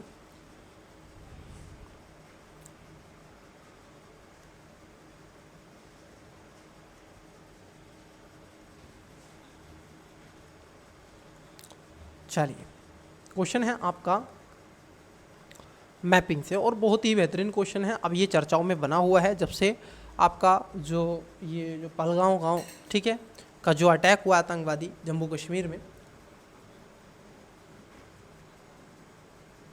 पहलगांव का, तो पाकिस्तान भी क्या है ना एससीओ में समिट में शामिल है, और भारत इसमें क्या होता है कि एक दूसरे को वीज़ा दिया जाता है कुछ समय के लिए, एजुकेशन, हेल्थ, जो भी, तो उसमें टूरिस्ट का भी होता है। तो उसमें क्या है, इसको रद्द कर दिया गया है भारत में। क्या हमने ये रोक दिया है, जो आपका एससीओ का वीज़ा मिलता था, कार्ड मिलता था, ग्रीन कार्ड, वो नहीं मिलेगा। तो ये पूछा गया है कितने संघाई सहयोग जो संगठन है एससीओ, ठीक है, जो कि आपका साउथ ईस्ट एशिया में आपको मिलेगा, मध्य एशिया में कहेंगे, जो सेंट्रल एशिया है उसकी बात यहाँ पर हो रही है। संघाई क्यों है? क्योंकि चाइना में शंघाई में इसका हेडक्वार्टर है। अब देखो ये कह रहे हैं नेपाल, नेपाल क्या इसमें शामिल है? तो आपका आंसर आना चाहिए नहीं। कजाकिस्तान, बेलारूस, पाकिस्तान, क्या ईरान इस एससीओ के अंतर्गत है? तो आप कहोगे हाँ, एससीओ के अंतर्गत ईरान आपको रखा हुआ मिलेगा। तो इसमें केवल 4 हैं, ठीक है, केवल 4 इसमें सही हैं। एससीओ के 10 सदस्य देश हैं, भारत, चीन, रूस, Pakistan, Brazil, Kyrgyzstan, Tajikistan, Uzbekistan, Iran और बेलारूस। बेलारूस अभी चर्चाओं में आया, और बेलारूस में क्योंकि एससीओ के 2024 के अस्ताना शिखर सम्मेलन में 10वें सदस्य के रूप में शामिल हुआ है। तो अब कितने हैं? 10 सदस्य हो चुके हैं, इसमें थोड़ा सा ध्यान में आपको रखना है। चलिए क्वेश्चन है आपका, क्या है क्वेश्चन? Heated currency. अब देखो हीटेड करेंसी क्या होगी भाई? वह मुद्रा ही ना जो लाभ कमाए और बाहर की तरफ चली जाए, और किसी, आप देखोगे लोकल करेंसी को उस पर हरास का एक दबाव प्रेशराइज कर दे, तो वही को हीट करेंसी या हार्ड करेंसी कहा जाता है। जैसे आप डॉलर की बात कर सकते हैं। तो एक मुद्रा जो विदेशी मुद्रा के बड़े बहिर्वाह के कारण मूल्य ह्रास में दबाव में आ जाती है। तो बात सही है, तो 20 का करेक्ट आंसर होगा। अब देखो ये क्वेश्चन भी बड़ा ही अच्छा है। पेंगोलिन के बारे में आपने आवश्यक रूप से पढ़ा होगा। पेंगोलिन एक, आप देखोगे, नॉक्टाइल जीव है, और यह ख़ास तौर पर नहीं छोटी डे में करता है, रात में नहीं। और ये ख़ास तौर पर अपना, इसकी एक प्रकृति ने ऐसा बनाया है कि जब ये अपने चारों तरफ देखता है कि खतरा है, तो ये अपने आप को फोल्ड करके एक बॉल की तरह बना लेता है। आपको ना इसके पैर दिखेंगे, ना इसकी पूँछ, और ना ही इसका मुख आपको दिखेगा, क्योंकि ये पेंगोलिन इस तरीके से गोल कर लेता है, ठीक है। तो पेंगोलिन के बारे में पूछा है। भारतीय पेंगोलिन को वन्यजीव संरक्षण अधिनियम, ठीक है, 1972 की सूची 1 के तहत रखा गया है। तो ये बात सही है। IUCN की रेड लिस्ट में गंभीर रूप से लुप्तप्राय रूप से वर्गीकृत किया गया और भारतीय पेंगोलिन की बात की गई है। ठीक है, हमारे यहाँ पर क्या है, वनरेबल है पेंगोलिन, लेकिन आप देखोगे क्राइटिकली इंडेंजर कहाँ पर है, चाइना में। ये जो लाइन है नीचे वाली, ये चाइना को रिप्रेजेंट करती है, भारत को नहीं। तो यहाँ पर जो करेक्ट आंसर होगा 44 का, वो ए राइट आंसर हो जाएगा। भारत में पारिस्थितिकी संवेदनशील जो क्षेत्र होता है, जिसको खासतौर पर आप देखोगे ESZ के नाम से जाना जाता है। तो पारिस्थितिकी संवेदनशील क्षेत्र मतलब कि स्पेशल जो आपका जोन बनाया गया है, स्पेशल जो जोन है आपका, उसमें राष्ट्रीय उद्यानों और वन्यजीव अभ्यारण्यों के आसपास 10 किलोमीटर का बफर का क्षेत्र होना चाहिए। तो देखो बच्चे, अब क्या होता है, अब एक बफर के क्षेत्र के रूप में उसको रखा गया है और वो 10 किलोमीटर तक है, क्योंकि राष्ट्रीय जो वन्यजीव कार्य योजना है 2002 से 2006 की, इसको शुरू किया गया था। राष्ट्रीय उद्यान और पर्यावरणीय अभ्यारण्य की सीमाओं से 10 किलोमीटर तक के भीतर के क्षेत्र में संवेदनशील है, इसको इको सेंसिटिव जोन के रूप में जाना जाता है, और यही पूछा गया। तो आपका पहला एकदम सही है।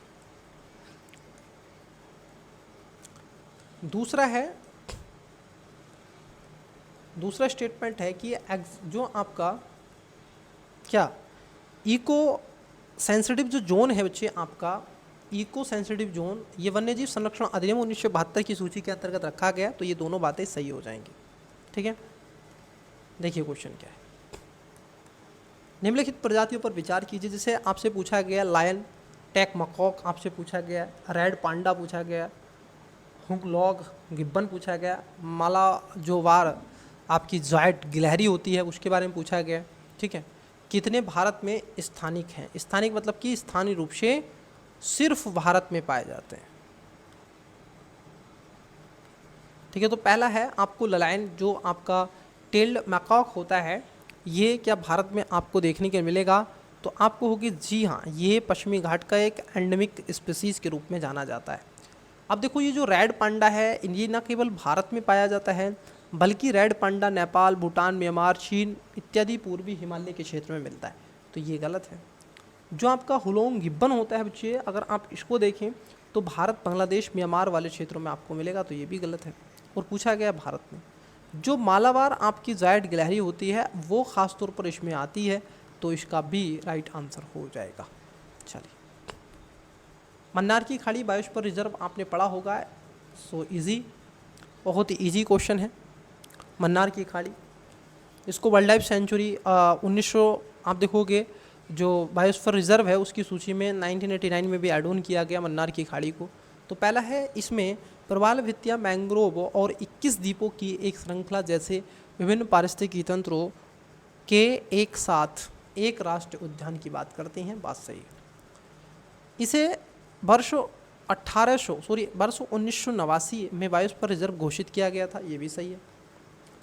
यह अभ्यारण्य वैश्विक रूप से संकटग्रस्त डुगोंगों के लिए आप देखोगे आवास प्रदान करती है। किसको? यह विशेषिक रूप से, देखो यहाँ पर ना केवल इसकी बात होती है, बल्कि अन्य स्पीशीज की भी बात की जाती है। तो आप देखोगे तीसरा भी स्टेटमेंट सही है, पहला भी सही है, दूसरा भी सही है। तो ठीक है, तो यहाँ पर दोनों बातें आपकी सही हो जाएगी, तीनों सॉरी। तो डी आंसर आ जाएगा। नेक्स्ट क्वेश्चन है आपका, वन्य जीवों पर पूछा गया है कितने जो आप देखोगे बिल्ली परिवार से हैं। तो चीता भी है, कैराकल भी है और मिक्स भी है। तो यहाँ पर शीश का करेक्ट आंसर हो जाएगा। इंग्लिश वाले स्टूडेंट्स, विद्यार्थी, मेरे प्यारे बच्चों, वीडियो को पोस्ट करके राइट आंसर दें।